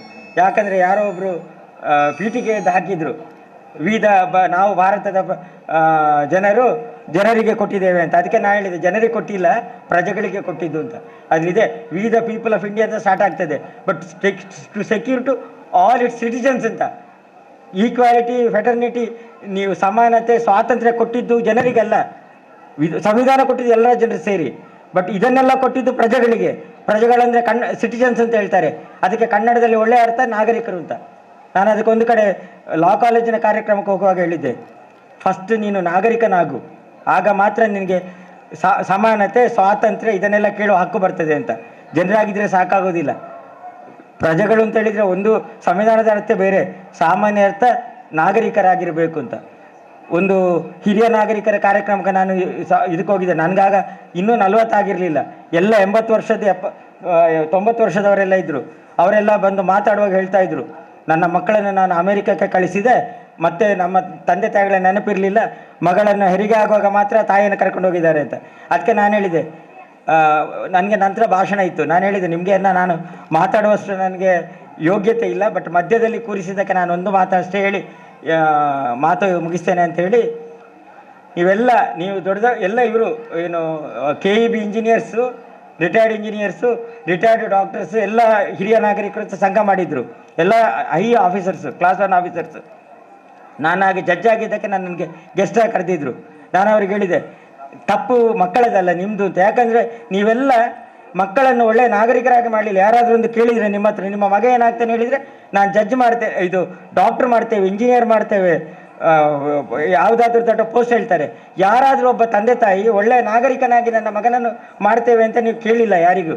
ಹಾಗಾಗಿ ನಿಮ್ಮ ಮಕ್ಕಳನ್ನು ನೀವು ನಾಗರಿಕರು ಮಾಡಿಲ್ಲ. ಹಾಗಾಗಿ ನೀವು 60 ವರ್ಷ ಆದ ಕೂಡಲೇ ನೀವೇಗೆ ಹಿರಿಯ ನಾಗರಿಕರಾಗ್ತೀರಿ ಅಂತ. ಈ ಬುದ್ಧಿ ಬೇಕು. ನಿಮ್ಮನ್ನು ಮಕ್ಕಳನ್ನು ಒಳ್ಳೆಯ ಪ್ರಜೆಗಳನ್ನಾಗಿ ಮಾಡಿ, ಒಳ್ಳೆಯ ನಾಗರಿಕರನ್ನಾಗಿ ಮಾಡಿ. ತುಂಬ ಖುಷಿ ಇದೆ. ನಾನು ಮಾತಾಡುವಾಗ ಹೇಳಿದೆಲ್ಲ, ನನಗೆ ಮದುವೆಯಾಗಿ ಹೋದ ನಂತರ ಒಳ್ಳೆಯ ಮನೆಗೆ ಮದುವೆಯಾಗಿ ಹೋಗಿ ನಮ್ಮ ತಂದೆ ತಾಯಿಗಳ ಮನೆಗೆ ಹಿಂದೆ ಬಂದ ತವರು ಮನೆಗೆ ಬಂದಾಗ ಆಗಿದೆ ಖುಷಿ. ಅದಕ್ಕೆ ಬೇಕಾಗಿ ನಾನು ಪ್ರೋಟೋಕಾಲ್ ಕೂಡ ಇಲ್ಲಿ ನಾನು ಎಲ್ಲಿಗೆ ಹೋಗಬೇಕು ಅಂತ ಹೇಳಿದ್ದಕ್ಕೆ ಮಾತ್ರ ನಾನು ಪೊಲೀಸರನ್ನು ಕರ್ಕೊಂಡು ಬಂದಿನಿ ಹೊರತು ಇಲ್ಲಿಗೆ ಹೋಗ್ಬೇಕು ಅಂತ ಅವ್ರಿಗೆ ಗೊತ್ತಿರಬೇಕು, ಡಿಪಾರ್ಟ್ಮೆಂಟ್ನವರಿಗೆ. ಅದಕ್ಕೆ ಬೇಕಾಗಿ ಮಾತಾಡ್ತು. ನಾನು ಪ್ರೋಟೋಕಾಲು ಬೇಡ ಅಂತ ಹೇಳಿದ್ದವು ಇಲ್ಲಿಗೆ ಬರುವಾಗ. ಬಟ್ ನಾನು ಕೂತ ಚೇರಿಗೆ ಬೇಕಾಗಿ ಹೇಳಬೇಕಾಗ್ತದೆ ಕೆಲವು ವಿಷಯಗಳು. ನನಗೂ ಲಿಮಿಟೇಷನ್ಸ್ ಇದೆ. ಚೆನ್ನಾಗಿ ಇರಿ, ಎಸ್ಪೆಷಲಿ ಮಕ್ಕಳಿಗೆ ಬೇಡ. ಟೀಚರ್ಸ್ಗಳು ಒಳ್ಳೆಯ ರೀತಿಯಲ್ಲಿ ಮಕ್ಕಳಿಗೆ ನಾಗರಿಕರನ್ನಾಗಿ ಮಾಡುವಂಥ ನೆಲೆಯಲ್ಲಿ ಪಾಠ ಮಾಡಿ. ಸಬ್ಜೆಕ್ಟ್ ಮಾರ್ಕ್ ತೆಗಿಬಾರ್ದು ಅಂತಲ್ಲ, ಬೇಕು, ಬಟ್ ಅದೊಂದು ಅಂಗ ಮಾತ್ರ. ನಮಗೆ ಸಿಲೆಕ್ಷನ್ ಆಗಲಿಕ್ಕೆ ಅಥವಾ ಪೋಸ್ಟ್ ಮಾಡಲಿಕ್ಕೆ ಮಾತ್ರ ನಿಮ್ಮ ಮಾರ್ಕ್ ನೋಡ್ತಾರೆ. ಜೀವನದಲ್ಲಿ ಆ ಮಾರ್ಕನ್ನು ಯಾರೂ ನೋಡೋದಿಲ್ಲ. ನಮ್ಮ ಮಾರ್ಕ್ ಎಲ್ಲಿದೆ ಅಂತ ದೇವರಿಗೆ ಮಾತ್ರ ಗೊತ್ತು. ಆ ಪೆನ್ನು ನಮಗೂ ಗೊತ್ತಿಲ್ಲ, ಆ ಇಂಕಿನ ಕಲರ್ ಯಾವುದು ಅಂತಲೂ ಗೊತ್ತಿಲ್ಲ. ಬಟ್ ಅಲ್ಟಿಮೇಟ್ಲಿ ನಮ್ಮ ಡೆಸ್ಟಿನಿ ಏನಿದೆ. ಹರೇಕಳ ಸ್ಕೂಲಲ್ಲಿ ಇದ್ದ ಕೂಡಲೇ ಹಳ್ಳಿದು ಸ್ಕೂಲು ಅಂತ, ಇಲ್ಲಿದ್ದವರೆಲ್ಲ ಇದು ಅಂಗಡಿ ಇಟ್ಕೊಂಡು ಕೂತ್ಕೊಳ್ತಾರೆ, ರಿಕ್ಷಾ ಓಡಿಸ್ತಾರೆ, ಡ್ರೈವರ್ ಆಗ್ತಾರೆ ಅಂತಲ್ಲ. ಇಂಜಿನಿಯರ್ಸ್ ಆಗಿ ಕೂಡ ಮಟ್ಟಕ್ಕೆ ಹೋಗುವಂಥದ್ದು, ಜಡ್ಜಾಗಿ ಕೂಡ ಇರುವಂಥ ಯೋಗ್ಯತೆ ಬರ್ಬೋದು ಅಂತ ಹೇಳೋದಕ್ಕೆ ನಾನೇ ಸಾಕ್ಷಿ. ಖಂಡಿತ ಈ ಕಾರ್ಯಕ್ರಮದಲ್ಲಿ ಖಂಡಿತ ಅಂಥವ್ರು ಇದ್ದಾರೆ. ಆ ಮಟ್ಟಕ್ಕೆ ಏರಿಸುವಂಥ ಖುಷಿ ಆ ಟೀಚರ್ಸ್ಗಳಿಗೂ ಇದೆ ಅಂಥೇಳಿ ನನ್ನನ್ನು ಕರೆದು ಸನ್ಮಾನ ಮಾಡಿ 2 ಮಾತುಗಳಿಗೆ ಮಾತಾಡಲು ಅವಕಾಶ ಕೊಟ್ಟ ಎಲ್ಲ ಹಿರಿಯ ಸ್ನೇಹಿತರಿಗೆ ನಮಸ್ಕರಿಸಿ ಮತ್ತು ಟೀಚರ್ಸ್ಗೆಲ್ಲ ಧನ್ಯವಾದ ಸಮರ್ಪಿಸಿ ವಿರಮಿಸ್ತೇನೆ. ನಮಸ್ತೆ. ಚಪ್ಪಾಳೆಯೊಂದಿಗೆ ಅವರಿಗೆ ಅಭಿನಂದನೆಗಳನ್ನ ಸಲ್ಲಿಸುವ ಅವರು ಕಲಿತ ದಿನಗಳಿಂದ ಬಾಲ್ಯದ ನೆನಪುಗಳನ್ನ ಅವರಿಗೆ ಕಲಿಸಿದಂಥ ಗುರುಗಳನ್ನ ಮತ್ತು ನಾವು ಯಾವ ರೀತಿ ಬದುಕಬೇಕು ಎಂಬುದರ ಬಗ್ಗೆ ಒಟ್ಟು ಶಿಕ್ಷಕರು ಯಾವ ರೀತಿ ತಮ್ಮ ಪಠ್ಯ ಬೋಧನೆಯನ್ನು ಮಾಡಬೇಕು, ಅವರು ಹೇಗಿರಬೇಕು, ವಿದ್ಯಾರ್ಥಿಗಳಿಗೆ ಮಾದರಿಯಾಗಿ ಶಿಕ್ಷಕರು ಹೇಗಿರಬೇಕು, ಶಿಕ್ಷಕರನ್ನ ನೋಡಿದಂಥ ವಿದ್ಯಾರ್ಥಿ ಯಾವ ರೀತಿ ಸಮಾಜದಲ್ಲಿ ಗುರುತಿಸಲ್ಪಡ್ತಾನೆ ಎಂಬುದರ ಬಗ್ಗೆ ನಮಗೆಲ್ಲರಿಗೂ ಕೂಡ ಮನವರಿಕೆ ಮಾಡಿ ನಮ್ಮ ವಿದ್ಯಾಸಂಸ್ಥೆ ಬಗ್ಗೆ ಒಂದು ಒಳ್ಳೆಯ ಮಾತುಗಳನ್ನ ಆಡಿರುವಂತಹ ನಮ್ಮೆಲ್ಲರ ಹಿರಿಯರು, ಮಾರ್ಗದರ್ಶಕರು, ಸುಮಾರು 50 ವರ್ಷ ಅಂತ ಹೇಳಿದ್ರೆ ಲೆಕ್ಕ ಹಾಕಿ, ನಾನು 28 ಅಂತ ಹೇಳುವಾಗ ನಾನು ಹುಟ್ಟಲೇ ಇಲ್ಲ ಸರ್. ನಾವು ಅಲ್ಲಿ ನಿಂತ್ಕೊಂಡು ನಾವೆಲ್ಲ ಮಾತಾಡ್ತಾ ಇದ್ದದ್ದು 78, 77, 76 ಅಲ್ಲಿ, ನಾವು 79.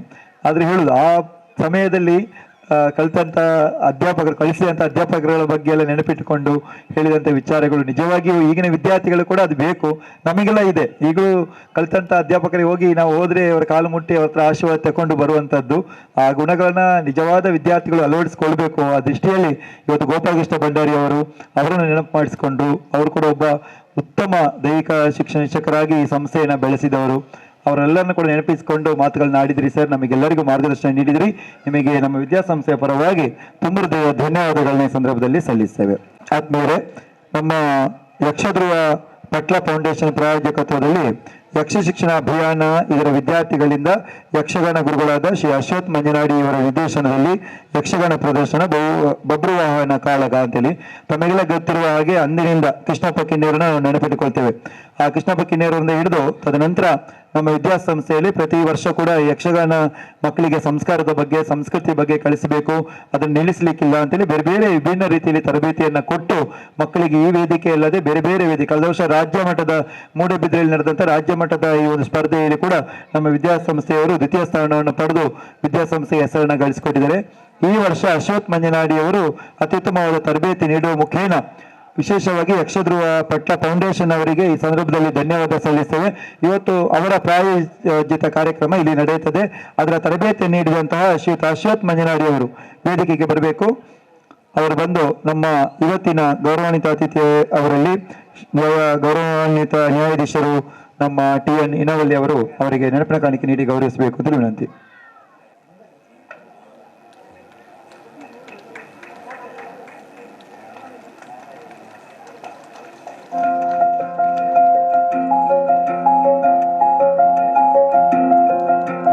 ಧನ್ಯವಾದಗಳು.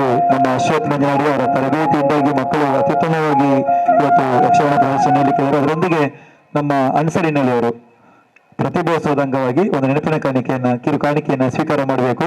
ಅನ್ಸರ್ ಅವರು ನಮ್ಮ ಇನವಳ್ಳಿ ಅವರಿಗೆ ಗೊತ್ತಿದೆ, ಹರೆಕಳದ ಬಗ್ಗೆ ಒಂದು ಪುಸ್ತಕವನ್ನು ಮಲಾರೆಲ್ಲ ಸೇರಿಕೊಂಡು ಮಾಡಿದ್ದಾರೆ. ಆ ಪುಸ್ತಕವನ್ನು ನೋಡಿ ಅವರ ಬಯೋಡೇಟಾ ತಗೊಂಡದ್ದು ನಾನು. ಹಾಗಾಗಿ ಇಲ್ಲಿ ಅನ್ಸರ್ ಅವರು ನೆನಪು ಮಾಡಿಕೊಳ್ಬೇಕು. ನಮ್ಮ ಗ್ರಾಮದ ಒಟ್ಟು ಚಟುವಟಿಕೆಗಳನ್ನ, ಹಿಸ್ಟ್ರಿಯನ್ನ, ಇತಿಹಾಸವನ್ನ ಈ ಪುಸ್ತಕದ ಮುಖೇನ ಈ ಊರಿಗೆ ತೋರ್ಪಡಿಸಿದರು ಅನ್ಸರ್ ಇನವಳ್ಳಿ ಅವರು. ಅವತ್ತು ಅವರಿಗೆ ಬರ್ಲಿಕ್ಕೆ ಆಗಲಿಲ್ಲ, ನಮ್ಮ ತ್ಯಾಗರಾಜ್ ಇನವಳ್ಳಿ ಅವರಿಗೆ ಈ ನೆನಪಿನ ಕಾಣಿಕೆ ನೀಡಿ ಗೌರವಿಸ್ತಾ ಇದ್ದಾರೆ. ಹಾಗೆ ಡಾಕ್ಟರ್ ಸತೀಶ್ ಕೊನಾಜಿ ಅವರು ಕೂಡ ಪ್ರಜಾವಾಣಿಯ ವರದಿಗಾರರು, ನಮ್ಮ ಆತ್ಮೀಯರು, ದಯವಿಟ್ಟು ಬರಬೇಕು. ಯಕ್ಷಗಾನ ಅಧ್ಯಯನ ಕೇಂದ್ರದಲ್ಲಿ ಕಾರ್ಯನಿರ್ವಹಿಸ್ತಾ ಇರುವಂತಹ ಡಾಕ್ಟರ್ ಸತೀಶ್ ಕೊನಾಜಿ ಅವರು ಪ್ರಜಾವಾಣಿ ಪತ್ರಿಕೆ ವರದಿಗಾರರು, ಅವರಿಗೂ ನೆನಪಿನ ಕಾಣಿಕೆ ನೀಡಿ ಗೌರವ. ಪ್ರವೀಣ್ ಕುಮಾರ್ ಅವರು ಕೂಡ ಬರಬೇಕು.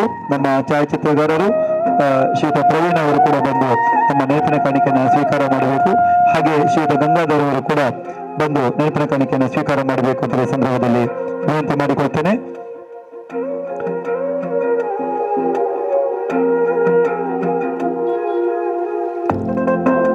ಹಾಗೆ ಲ್ಯಾನಿಶ್ ಅಲ್ಲಿ 3 ಮಕ್ಕಳು ಕಳೆದ 3 ದಿನಗಳಿಂದ ಇಲ್ಲಿ ವಾಲಂಟಿಯರ್ಸ್ ಆಗಿ ಕೆಲಸ ಮಾಡುವ ಹಳೆ ವಿದ್ಯಾರ್ಥಿಗಳು ದಯವಿಟ್ಟು ವೇದಿಕೆಗೆ ಓಡಾಡಿಕೊಂಡು ಬರಬೇಕು ಮಕ್ಕಳೇ, ಸಮಯ ಇಲ್ಲ. ಅಧ್ಯಕ್ಷೀಯ ಮಾತುಗಳಿಗೆ ಹೋಗ್ತೇವೆ.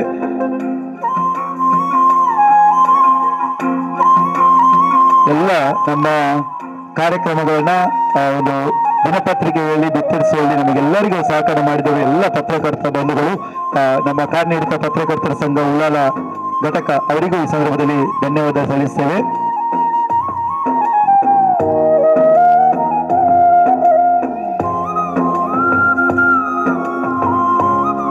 ಹಲವು ವಿದ್ಯಾರ್ಥಿಗಳು ಮೊನ್ನೆ ಇಲ್ಲಿ ಶಾಲೆಯಲ್ಲಿ ಬಂದು ವಿವಿಧ ರೀತಿಯ ಕಾರ್ಯಚಟುವಟಿಕೆಗಳನ್ನ ನೆರವೇರಿಸಿಕೊಟ್ಟಿದ್ದಾರೆ.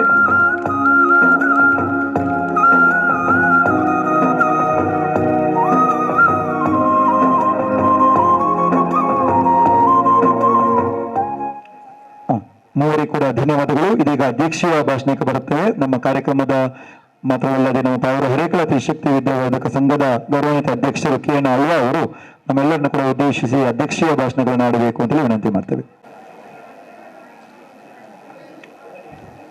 ವಂದನೆಗಳು.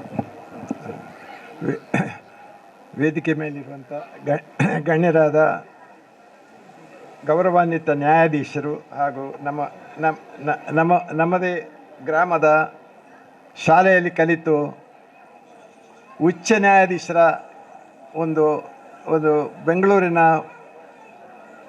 ಅಲ್ಲಿ ಆ ಒಂದು ಉದ್ಯೋಗದಲ್ಲಿ ಸೇರಿಕೊಂಡಂಥ TS ಇನವಳ್ಳಿ ಇವರನ್ನು ನಾನು ಬಹಳ ಗೌರವಿಸ್ತೇನೆ. ಯಾಕಂದರೆ ಅವರು ಈ ನಮ್ಮ ಎಜುಕೇಷನ್ನ ಬಗ್ಗೆ, ಅಂದರೆ ಕಲಿಯುವಿಕೆಯ ಬಗ್ಗೆ ಎಲ್ಲಿಂದ ಶುರುವಾಗಬೇಕು, ಯಾರು ಹೇಗೆ ಮಾತಾಡಬೇಕು, ಯಾರು ಹೇಗೆ ಮಕ್ಕಳನ್ನು ಅಭಿವೃದ್ಧಿಪಡಿಸಬೇಕು ಅಂತ ಹೇಳುವ ಮಾತುಗಳನ್ನು ಹೇಳಿಬಿಟ್ಟು ನಮಗೆ ಭಾಳ ವಿಶೇಷವಾದಂಥ ಅನುಭವ ಕೊಟ್ಟಿದ್ದಾರೆ. ಯಾಕಂದರೆ ಈ ಎಜುಕೇಷನ್ ಅಂತ ಹೇಳುವಂಥದ್ದು ನಾವೆಲ್ಲ ಬ್ರಿಟಿಷರಿಂದ ತಂದಂಥ ಒಂದು ಬಳವಳಿ. ನಮ್ಮ ಎಜುಕೇಷನ್ ಸಿಸ್ಟಮ್ ಬೇರೆ ಇತ್ತು. ಈ ಎಜುಕೇಷನ್ ಸಿಸ್ಟಮ್ನಲ್ಲಿ ಅವರು ಏನು ತಿಳಿಸಿದ್ರು ಅಂತ ಹೇಳಿದರೆ, ಮಕ್ಕಳನ್ನು ಕ್ಲರ್ಕ್ಗಳಾಗಿ ಕನ್ವರ್ಟ್ ಮಾಡಲಿಕ್ಕೆ ಭಾಷೆಯ ವಿಷಯ ಜ್ಞಾನ ಕೊಡೋದು ಮಾತ್ರ ನಮಗೆ ಕಲಿಸಲಿಕ್ಕೆ ಹೇಳಿದರು. ಅದನ್ನು ಮಾತ್ರ ನಮ್ಮ ಈ ಪರಂಪರೆಯಲ್ಲಿ ಸಾಧಾರಣ 200 ವರ್ಷ ನಾವು ಅದನ್ನು ಬೆಳೆಸ್ಕೊಂಡು ಬಂದೆವು. ಅದು ಸರಿಯಲ್ಲ. ಸ್ವತಂತ್ರ ಸಿಕ್ಕಿದ ಮೇಲೆ ಮಕ್ಕಳಿಗೆ ನಾವು ಕೊಡುವಂಥ ಅನುಭವ ಬರೀ ಭಾಷೆಯ ಜ್ಞಾನ ಮಾತ್ರವಲ್ಲ, ಬದುಕುವ ಕಲೆಯನ್ನು ಹೇಗೆ ಮಾಡೋದು, ಬದುಕುವುದು ಹೇಗೆ, ಸಾರ್ವಜನಿಕವಾಗಿ ಇತರರನ್ನು ಒಳಪಡಿಸಿಕೊಂಡು ಒಳ್ಳೆಯ ರೀತಿಯಲ್ಲಿ ಬದುಕು ಕಲಿಸುವುದು ಹೇಗೆ ಅಂತ ಹೇಳುವ ಜ್ಞಾನವನ್ನು ನಾವು ಕೊಡಬೇಕು. ಅದು ಶುರುವಾಗುವುದು ಎಲ್ಲಿ ಅಂತ ಹೇಳಿದರೆ ಎಲಿಮೆಂಟ್ರಿ ಶಾಲೆಯಲ್ಲಿ. ಹಾಗೆ ನ್ಯಾಯಾಧೀಶರು ಹೇಳಿದ ಹಾಗೆ ಎಲಿಮೆಂಟ್ರಿ ಶಾಲೆಯ ಟೀಚರ್ಗಳು ಸರಿಯಾದ ಜ್ಞಾನ ಬೋಧನೆ ಮಾಡಿದರೆ ಮಕ್ಕಳ ಜೀವನ ಒಳ್ಳೆಯ ರೀತಿಯಲ್ಲಿ ನಡೆಯುತ್ತದೆ. ಅದಕ್ಕಾಗಿ ಹೊರ ದೇಶಗಳಲ್ಲಿ ಎಲಿಮೆಂಟ್ರಿ ಶಾಲೆ ಟೀಚರ್ಗಳಿಗೆ ಹೆಚ್ಚು ಸಂಬಳ, ಮೇಲಿನ ಶಾಲೆಯಲ್ಲಿ ಅಷ್ಟು ಸಂಬಳ ಕೊಡುವುದಿಲ್ಲ. ಯಾಕಂದರೆ ಎಲಿಮೆಂಟ್ರಿ ಶಾಲೆಯಲ್ಲಿ ಮಕ್ಕಳನ್ನು ಜೀವನ ಕ್ರಮಕ್ಕೆ ತಯಾರು ಮಾಡುವಂಥ ಇದು ಸಂಸ್ಥೆ. ಸೊ ಅದರಲ್ಲಿ ಕನ್ನಡ ಮೀಡಿಯಮ್ ಆಗಲಿ ಇಂಗ್ಲೀಷ್ ಮೀಡಿಯಮಲ್ಲಿ ದೊಡ್ಡ ವ್ಯತ್ಯಾಸ ಇಲ್ಲ. ಕನ್ನಡ ಮೀಡಿಯಮಲ್ಲಿ ಕಲಿತವರು ನೋಡಿ ಈಗ ಉಚ್ಚ ನ್ಯಾಯಾಲಯದ ನ್ಯಾಯಾಧೀಶರಾಗಿ ಬಂದಿದ್ದಾರೆ, DC ಗಳಾಗಿದ್ದಾರೆ, ದೊಡ್ಡ ಇಂಜಿನಿಯರ್ಗಳಾಗಿದ್ದಾರೆ. ಅದು ಮುಖ್ಯ ಅಲ್ಲ. ಜೀವನ ಕ್ರಮ ಏನು, ಆ ಸಂಸ್ಕಾರ ಏನು, ಅದನ್ನು ಕಲಿಸಬೇಕು. ಆ ಸಂಸ್ಕಾರದಲ್ಲಿ ಮಕ್ಕಳು ಮುಂದುವರಿದರೆ ನಾಳೆ ಇದು ಭಾಷೆ ಕಲಿಯುವುದು ದೊಡ್ಡ ವಿಷಯ ಅಲ್ಲ. ಭಾಷೆ ಕಲೀಲಿಕ್ಕೆ ಆಗ್ತದೆ, ಮತ್ತೆ ಕೂಡ ಕಲೀಲಿಕ್ಕೆ ಆಗ್ತದೆ. ಶಾಲೆಯಲ್ಲಿ ಆ ಮಕ್ಕಳಿಗೆ ಸರಿಯಾದ ಬೋಧನೆ ಏನು ಅಂತ ಹೇಳಿದರೆ ಜೀವನ ಕ್ರಮ, ಸಂಸ್ಕಾರ, ಇತರರೊಂದಿಗೆ ಬೆರೆಸಿಕೊಂಡು ಬದುಕುವುದು ಹೇಗೆ, ಇದನ್ನೆಲ್ಲ ಕಲಿಸಿದರೆ ಮಕ್ಕಳು ಮುಂದೆ ಬೇರೆ ಜ್ಞಾನಾರ್ಜನೆ ಮಾಡ್ತಾರೆ. ಅದು ದೊಡ್ಡ ಪ್ರಶ್ನೆ ಅಲ್ಲ. ಸೊ ಅದನ್ನು ಕಲಿಸುವಂಥ ಮಟ್ಟಕ್ಕೆ ನಾವು ಸ್ವಲ್ಪ ಎಂಕರೇಜ್ ಮಾಡಬೇಕು. ನಮ್ಮ ಟೀಚರ್ಗಳನ್ನು ಸ್ವಲ್ಪ ನಾವು ಗೈಡ್ ಮಾಡಬೇಕು. ನಾವೊಂದು ಇಲ್ಲಿ ಒಂದು ವರ್ಕ್ಶಾಪ್ ಕಂಡಕ್ಟ್ ಮಾಡಿದೆವು. ಒಂದು ವರ್ಕ್ಶಾಪ್ನಲ್ಲಿ ನಮ್ಮ ರಿಸಲ್ಟ್ ಸ್ವಲ್ಪ ಕಡಿಮೆ ಇತ್ತು. ಅದಕ್ಕೆ ಟೀಚರ್ಗಳು ಏನು ಮಾಡಬೇಕು ಅಂತ ಹೇಳುವಂಥದ್ದೊಂದು ವರ್ಕ್ಶಾಪ್ ಎಲ್ಲ ಮಾಡಿದ್ದೇವೆ. ಸೊ ಈ ಭಾವನೆಯಲ್ಲಿ ನಾವು ಜ್ಞಾನಾರ್ಜನೆ ಮಾಡಬೇಕು.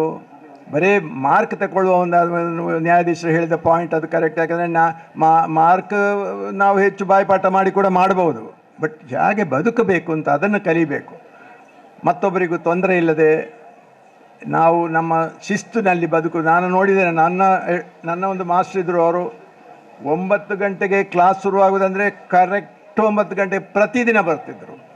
ಅವರ ಶರ್ಟ್ ನೋಡಿದರೆ ಅಷ್ಟು ಬಿಳಿ ಶರ್ಟ್ ಹಾಕ್ಕೊಂಡು ಆ ಒಂದು ಶುದ್ಧತೆ ಬಗ್ಗೆ ಎಲ್ಲ ಒಂದು ಜ್ಞಾನ ಕೊಡುವಂಥ. ಸೊ ಅದೆಲ್ಲ ನಮ್ಮ ಮತ್ತೆ ಮುಂದಿನ ಜೀವನದಲ್ಲಿ ಬಹಳ ಉಪಕಾರ ಆಗ್ತದೆ. ಅಂಥವರನ್ನು ಫಾಲೋ ಮಾಡಿಕೊಂಡು ಹೋದರೆ ನಮ್ಮ ಜೀವನ ಸ್ವಲ್ಪ ಒಳ್ಳೆ ಕ್ರಮದಲ್ಲಿ ಬದುಕ್ತೇವೆ ನಾವು. ಇದನ್ನು ಅವರು ಭಾಳ ಮನದಟ್ಟಾಗಿ ಹೇಳಿದ್ದಾರೆ. ನಾನು ಹೆಚ್ಚು ಟೈಮ್ ತಗೊಳ್ಳೋದಿಲ್ಲ. ನೀವೆಲ್ಲ ಮಕ್ಕಳೆಲ್ಲ ಬಂದು ಸೇರಿದ್ದೀರಾ. ನಿಮ್ಮ ಮುಂದಿನ ಕಾರ್ಯಕ್ರಮ ಏನು ಅಂತೇಳಿ ನೋಡಿಕೊಂಡು ಮುಂದುವರಿಸಲಿ. ದೇವರು ಒಳ್ಳೇದು ಮಾಡಲಿ. ನಮಸ್ಕಾರ. ಅವರಿಗೆ ಧನ್ಯವಾದಗಳು. ಇದೀಗ ನಮ್ಮ ನ್ಯಾಯಾಧೀಶರು ಅವರ ಶಿಕ್ಷಕರ ಬಗ್ಗೆ ತುಂಬ ಹೇಳಿದರು. ಅವರಿಗೆ ಒಂದು ಸಣ್ಣ ಒಂದು ಅಭಿನಂದನೆ ಮುಖ್ಯನ ಈ ಗೋಪಾಲಕೃಷ್ಣ ಭಂಡಾರಿ ತುಂಬ ಮಂದಿ ಬರುವಾಗಲೇ ರವೀಂದ್ರ ಮಾಸ್ಟರ್ ಅವರೆಲ್ಲ ಹೇಳ್ತಾ ಇದ್ರು ನೋಡಿ ಹೇಗೆ ಅವತ್ತಿಂದ ಇವತ್ತಿನ ತನಕ PT ಮಾಸ್ಟರ್ ಯಾವಾಗಲೂ ಹೇಳಲಿಕ್ಕೆ ಉಂಟು. ಅವರು ಬಹಳ ಸ್ಟ್ರಿಕ್ಟು. ಆ ರೀತಿ ಮಕ್ಕಳು ಮೂತ್ರ ಮಾಡ್ತಾ ಇದ್ರು ಅಂದರೆ ಹೀಗಾಗಿ ಹೊಡಿಲಿಕ್ಕೆ ಆಗಲ್ಲ. ಆ ಟೈಮಲ್ಲಿ ಆ ರೀತಿ ಸಂಸ್ಕಾರದ ಒಟ್ಟಿಗೆ ಶಿಸ್ತನ್ನು ಕಳಿಸಿದ ಕಾರಣ ಇಂತಹ ಒಂದು ವಿದ್ಯಾರ್ಥಿಗಳು ಅಲ್ಲಿ ಬಂದರು ಅಲ್ವಾ. ಅದನ್ನು ಕೂಡ ನಾವು ನೋಡಬೇಕಾಗ್ತದೆ. ಹಾಗಾಗಿ ಗೋಪಾಲಕೃಷ್ಣ ಭಂಡಾರಿ ಅವರು ಒಂದು ಒಳ್ಳೆ ಶಿಸ್ತನ್ನ, ಪ್ರಾಮಾಣಿಕತೆಯನ್ನ ವಿದ್ಯಾರ್ಥಿಗಳಿಗೆ ಕಲಿಸಿಕೊಟ್ಟು ಅವರಿಗೆ ಒಳ್ಳೆ ವ್ಯಾಯಾಮವನ್ನು ಕೊಟ್ಟು ಅದೆಷ್ಟೋ ಮಕ್ಕಳನ್ನ ರಾಷ್ಟ್ರ ಮಟ್ಟದಲ್ಲಿ ಭಾಗವಹಿಸುವ ಹಾಗೆ ಮಾಡಿದಂಥ ಕೀರ್ತಿ ಗೋಪಾಲಕೃಷ್ಣ ಭಂಡಾರಿ ಅವರಿಗಿದೆ. ಅವರು ಅಂತ ರವೀಂದ್ರ ಮಾಸ್ಟ್ರು ನಿವೃತ್ತವರು ಅವರೆಲ್ಲ ದೊಡ್ಡ ದೊಡ್ಡ ಪಿತಾಮಹರು ನಮ್ಮ ವಿದ್ಯಾಸಂಸ್ಥೆಯನ್ನ ರಾಷ್ಟ್ರ ಮಟ್ಟದಲ್ಲಿ ಗುರುತಿಸುವ ಹಾಗೆ ಮಾಡುವಲ್ಲಿ. ಅವರನ್ನ ಮುಂದುವರಿಸಿಕೊಂಡು ಹೋಗುವುದೇ ನಮಗೆ ದೊಡ್ಡ ಕಷ್ಟದ ವಿಚಾರ. ಹಾಗಾಗಿ ನಾವು ಅವರಿಗೂ ಏನಾದರೂ ಅವರ ಮಟ್ಟಕ್ಕೆ ಹೋಗದಿದ್ರು ಕೂಡ ಈ ಸಂಸ್ಥೆಯನ್ನ ನಾವು ಕೂಡ ಉಳಿಸಿ ಬೆಳೆಸದಿದ್ರೆ ಮುಳುಗ್ತದೆ ಅಂತ ಲಾಸ್ಟ್ಗೆ ತ್ಯಾಗ ಮಾಸ್ಟರ್ ಮುಳುಗಿ ಹೋದ್ರು ಅಂತ ಹೇಳ್ತಾರೆ. ಹೀಗೆ ಈ ಜನಗಳು ಹಾಗೆ. ಹಾಗಾಗಿ ಈ ಶಿಕ್ಷಣ ಸಂಸ್ಥೆಯನ್ನು ಹುಟ್ಟಿ ಹಾಕಿಸುವಂತ ದೊಡ್ಡ ವಿಚಾರವೇ ಅದನ್ನು ಬೆಳೆಸುವುದು ದೊಡ್ಡ ವಿಚಾರ ಅಂತ. ಹಾಗಾಗಿ ಇದನ್ನು ಮುನ್ನಡೆಸೋದು ಕೂಡ ನಮ್ಮೆಲ್ಲರ ಜವಾಬ್ದಾರಿಯಾಗಿದೆ. ಆ ದೃಷ್ಟಿಯಲ್ಲಿ ಇವತ್ತು ಗೋಪಾಲಕೃಷ್ಣ ಭಂಡಾರಿ ಅವರು ಬಂದದ್ದೇ ಬಹಳ ಖುಷಿ ಕೊಟ್ಟಿದೆ. ನಮಗೂ ಪ್ರತಿ ಬಾರಿ ವಾರ್ಷಿಕೋತ್ಸವಕ್ಕೆ ಆಮಂತ್ರಣ ಕಳಿಸ್ತೇವೆ. ಇವತ್ತು ಪ್ರತಿಭೋತ್ಸವ ಆದ ಕಾರಣ ಅವರಿಗೆ ಆಮಂತ್ರಣ ಪತ್ರಿಕೆ ಹೋಗಿರ್ಲಿಕ್ಕಿಲ್ಲ. ಬಟ್ ಸರ್ ಅವರು ಹೇಳಿದ್ರು, ನಮ್ಮ ಪ್ರೀತಿಗೆ ಆಭಾರಿಯಾಗಿ ಅವರು ಬಂದಿದ್ರು, ಅವರಿಲ್ಲಿ ಉಪಸ್ಥಿತರಿದ್ದಾರೆ, ಅವರಿಗೆ ಮನದಾಳದ ವಂದನೆಗಳನ್ನು ಸಲ್ಲಿಸುತ್ತಾ ಅವರಿಗೆ ಸಣ್ಣ ನೆನಪಿನ ಕಾಣಿಕೆಯನ್ನ ನ್ಯಾಯಮೂರ್ತಿಗಳು ನೀಡಿ ಗೌರವಿಸಬೇಕು, ಗುರುಗಳು ಶಿಷ್ಯರಿಗೆ ಕೊಡಬೇಕು ಅಂತೇಳಿ ವಿನಂತಿ ಮಾಡ್ತಾರೆ.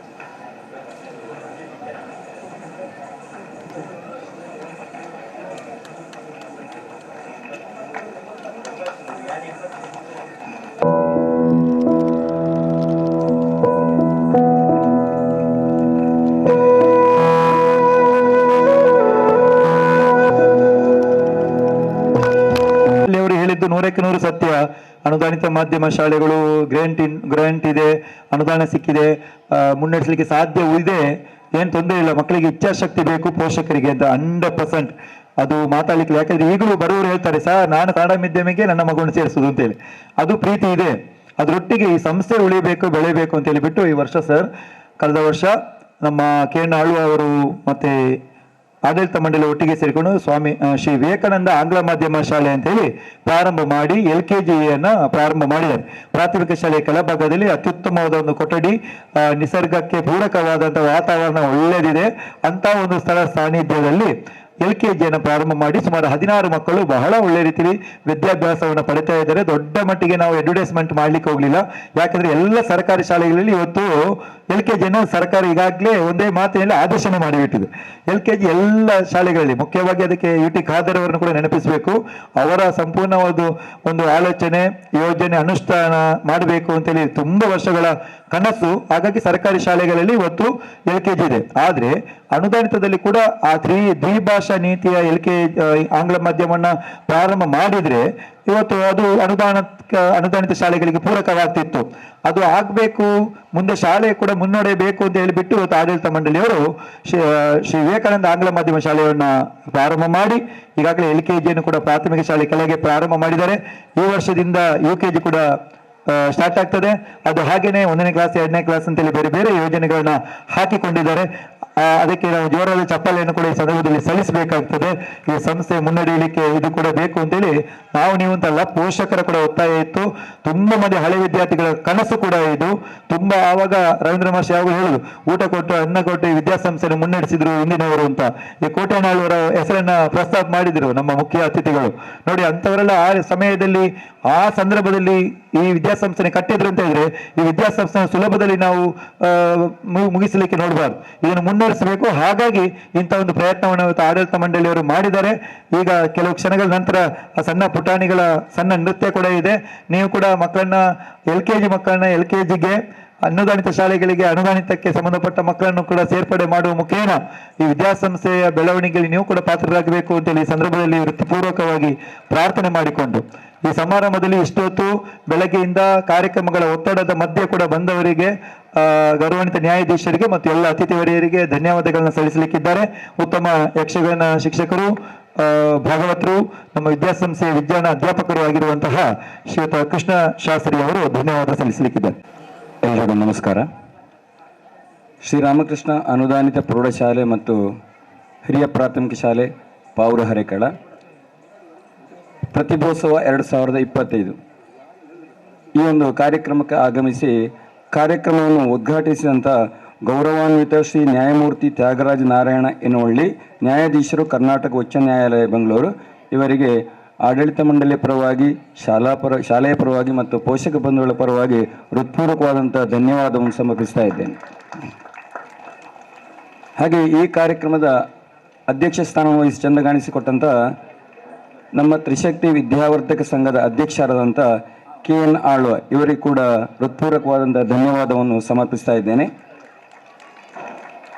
ಕಾರ್ಯಕ್ರಮದಲ್ಲಿ ಉಪಸ್ಥಿತರಿರುವಂಥ ಮುಖ್ಯ ಅತಿಥಿಯಾಗಿ ಶ್ರೀಯುತ ಗೋಪಾಲಕೃಷ್ಣ ಭಂಡಾರಿ, ನಿವೃತ್ತ ದೈಹಿಕ ಶಿಕ್ಷಕರು, ಇವರಿಗೂ ಕೂಡ ಹೃತ್ಪೂರ್ವಕವಾದಂಥ ಧನ್ಯವಾದವನ್ನು ಸಮರ್ಪಿಸ್ತಾ ಇದ್ದೇನೆ. ಹಾಗೆ ವೇದಿಕೆಯಲ್ಲಿ ಉಪಸ್ಥಿತರಿರುವಂಥ ತ್ರಿಶಕ್ತಿ ವಿದ್ಯಾವರ್ಧಕ ಸಂಘದ ಕಾರ್ಯದರ್ಶಿಯಾದಂಥ ರಾಜ್ಕುಮಾರ್ ಶೆಟ್ಟಿ ಇವರಿಗೂ ಕೂಡ ಧನ್ಯವಾದವನ್ನು ಸಮರ್ಪಿಸ್ತಾ ಇದ್ದೇನೆ. ಹಾಗೆ ಉಭಯ ಸಂಸ್ಥೆಗಳ ಸಂಚಾಲಕರಾದಂಥ ಶ್ರೀ ಕಡಿಂಜ ಸೋಮಶೇಖರ ಚೌಡರು ಇವರು ಕೂಡ ಇದ್ದಾರೆ, ಇವರಿಗೂ ಕೂಡ ಧನ್ಯವಾದವನ್ನು ಸಮರ್ಪಿಸ್ತಾ ಇದ್ದೇನೆ. ಹಾಗೆ ವೇದಿಕೆಯಲ್ಲಿ ಉಪಸ್ಥಿತರಿರುವಂಥ ಶ್ರೀರಾಮಕೃಷ್ಣ ಪ್ರೌಢಶಾಲೆಯ ಮುಖ್ಯ ಶಿಕ್ಷಕಿಯಂತ ಶ್ರೀಮತಿ ಮೋಹನ್ ಟೀಚರ್ ಇವರಿಗೂ ಕೂಡ ಹೃತ್ಪೂರ್ವಕವಾದ ಧನ್ಯವಾದವನ್ನು ಸಮರ್ಪಿಸ್ತಾ ಇದ್ದೇನೆ. ಇನ್ನೋರ್ವರು ಹಿರಿಯ ಪ್ರಾಥಮಿಕ ಶಾಲೆಯ ಮುಖ್ಯ ಶಿಕ್ಷಕಿಯಾದಂಥ ಪ್ರೇಮಲತಾ ಟೀಚರ್ ಇವರು ಕೂಡ ಹೃತ್ಪೂರ್ವಕವಾದ ಧನ್ಯವಾದವನ್ನು ಸಮರ್ಪಿಸ್ತಾ ಇದ್ದೇನೆ. ಹಾಗೆ ಕಾರ್ಯಕ್ರಮದಲ್ಲಿ ಉಪಸ್ಥಿತರಿರುವಂಥ ನಿವೃತ್ತ ಮುಖ್ಯ ಶಿಕ್ಷಕರು ರವೀಂದ್ರ ರೈ, ಹಾಗೆ ಮೊಹಮ್ಮದ್ ಮುಸ್ತಫಾ ತಾಲೂಕು ಪಂಚಾಯತ್ ಮಾಜಿ ಸದಸ್ಯರು, ಹಾಗೆ ಶಿಕ್ಷಕ ರಕ್ಷಕ ಸಂಘದ ಅಧ್ಯಕ್ಷರಾದಂತಹ ಅಬ್ದುಲ್ ಮಜೀದ್, ಹಾಗೆ ದುರ್ಗಾ ಪ್ರಸಾದ್ ಅವರು ಕೂಡ ಉಪಸ್ಥಿತರಿದ್ದಾರೆ. ಇವರೆಲ್ಲರೂ ಕೂಡ ಧನ್ಯವಾದವನ್ನು ಸಮರ್ಪಿಸ್ತಾ ಇದ್ದೇನೆ. ಈ ಕಾರ್ಯಕ್ರಮದ ಕೇಂದ್ರ ಬಿಂದು ಅಂದರೆ ನಮ್ಮ ವಿದ್ಯಾರ್ಥಿಗಳ ಪೋಷಕರು, ನೀವೆಲ್ಲರೂ ಕೂಡ ಆಗಮಿಸಿದ್ದೀರಿ. ನಿಮಗೆಲ್ಲರೂ ಕೂಡ ಹೃತ್ಪೂರ್ವಕವಾದ ಧನ್ಯವಾದವನ್ನು ಸಮರ್ಪಿಸ್ತಾ ಇದ್ದೇನೆ. ಹಾಗೆ ಕಾರ್ಯಕ್ರಮದಲ್ಲಿರುವಂಥ ನಮ್ಮ ಮಾಧ್ಯಮ ವರ್ಗದವರು, ಫೋಟೋಗ್ರಾಫರ್ಗಳು, ಹಾಗೆ ಲೈಟಿಂಗ್ಸ್, ಮೈಕ್ ಇವರೆಲ್ಲರೂ ಕೂಡ ಹೃತ್ಪೂರ್ವಕವಾದಂಥ ಧನ್ಯವಾದವನ್ನು ಸಮರ್ಪಿಸ್ತಾ ಇದ್ದೇನೆ. ನಮ್ಮ ಪ್ರೀತಿಯ ವಿದ್ಯಾರ್ಥಿಗಳೆಲ್ಲರಿಗೂ ಕೂಡ ಧನ್ಯವಾದವನ್ನು ಸಮರ್ಪಿಸಿ ಈ ಧನ್ಯವಾದ ಕಾರ್ಯಕ್ರಮವನ್ನು ಮುಗಿಸ್ತೇನೆ. ವಂದನೆಗಳು.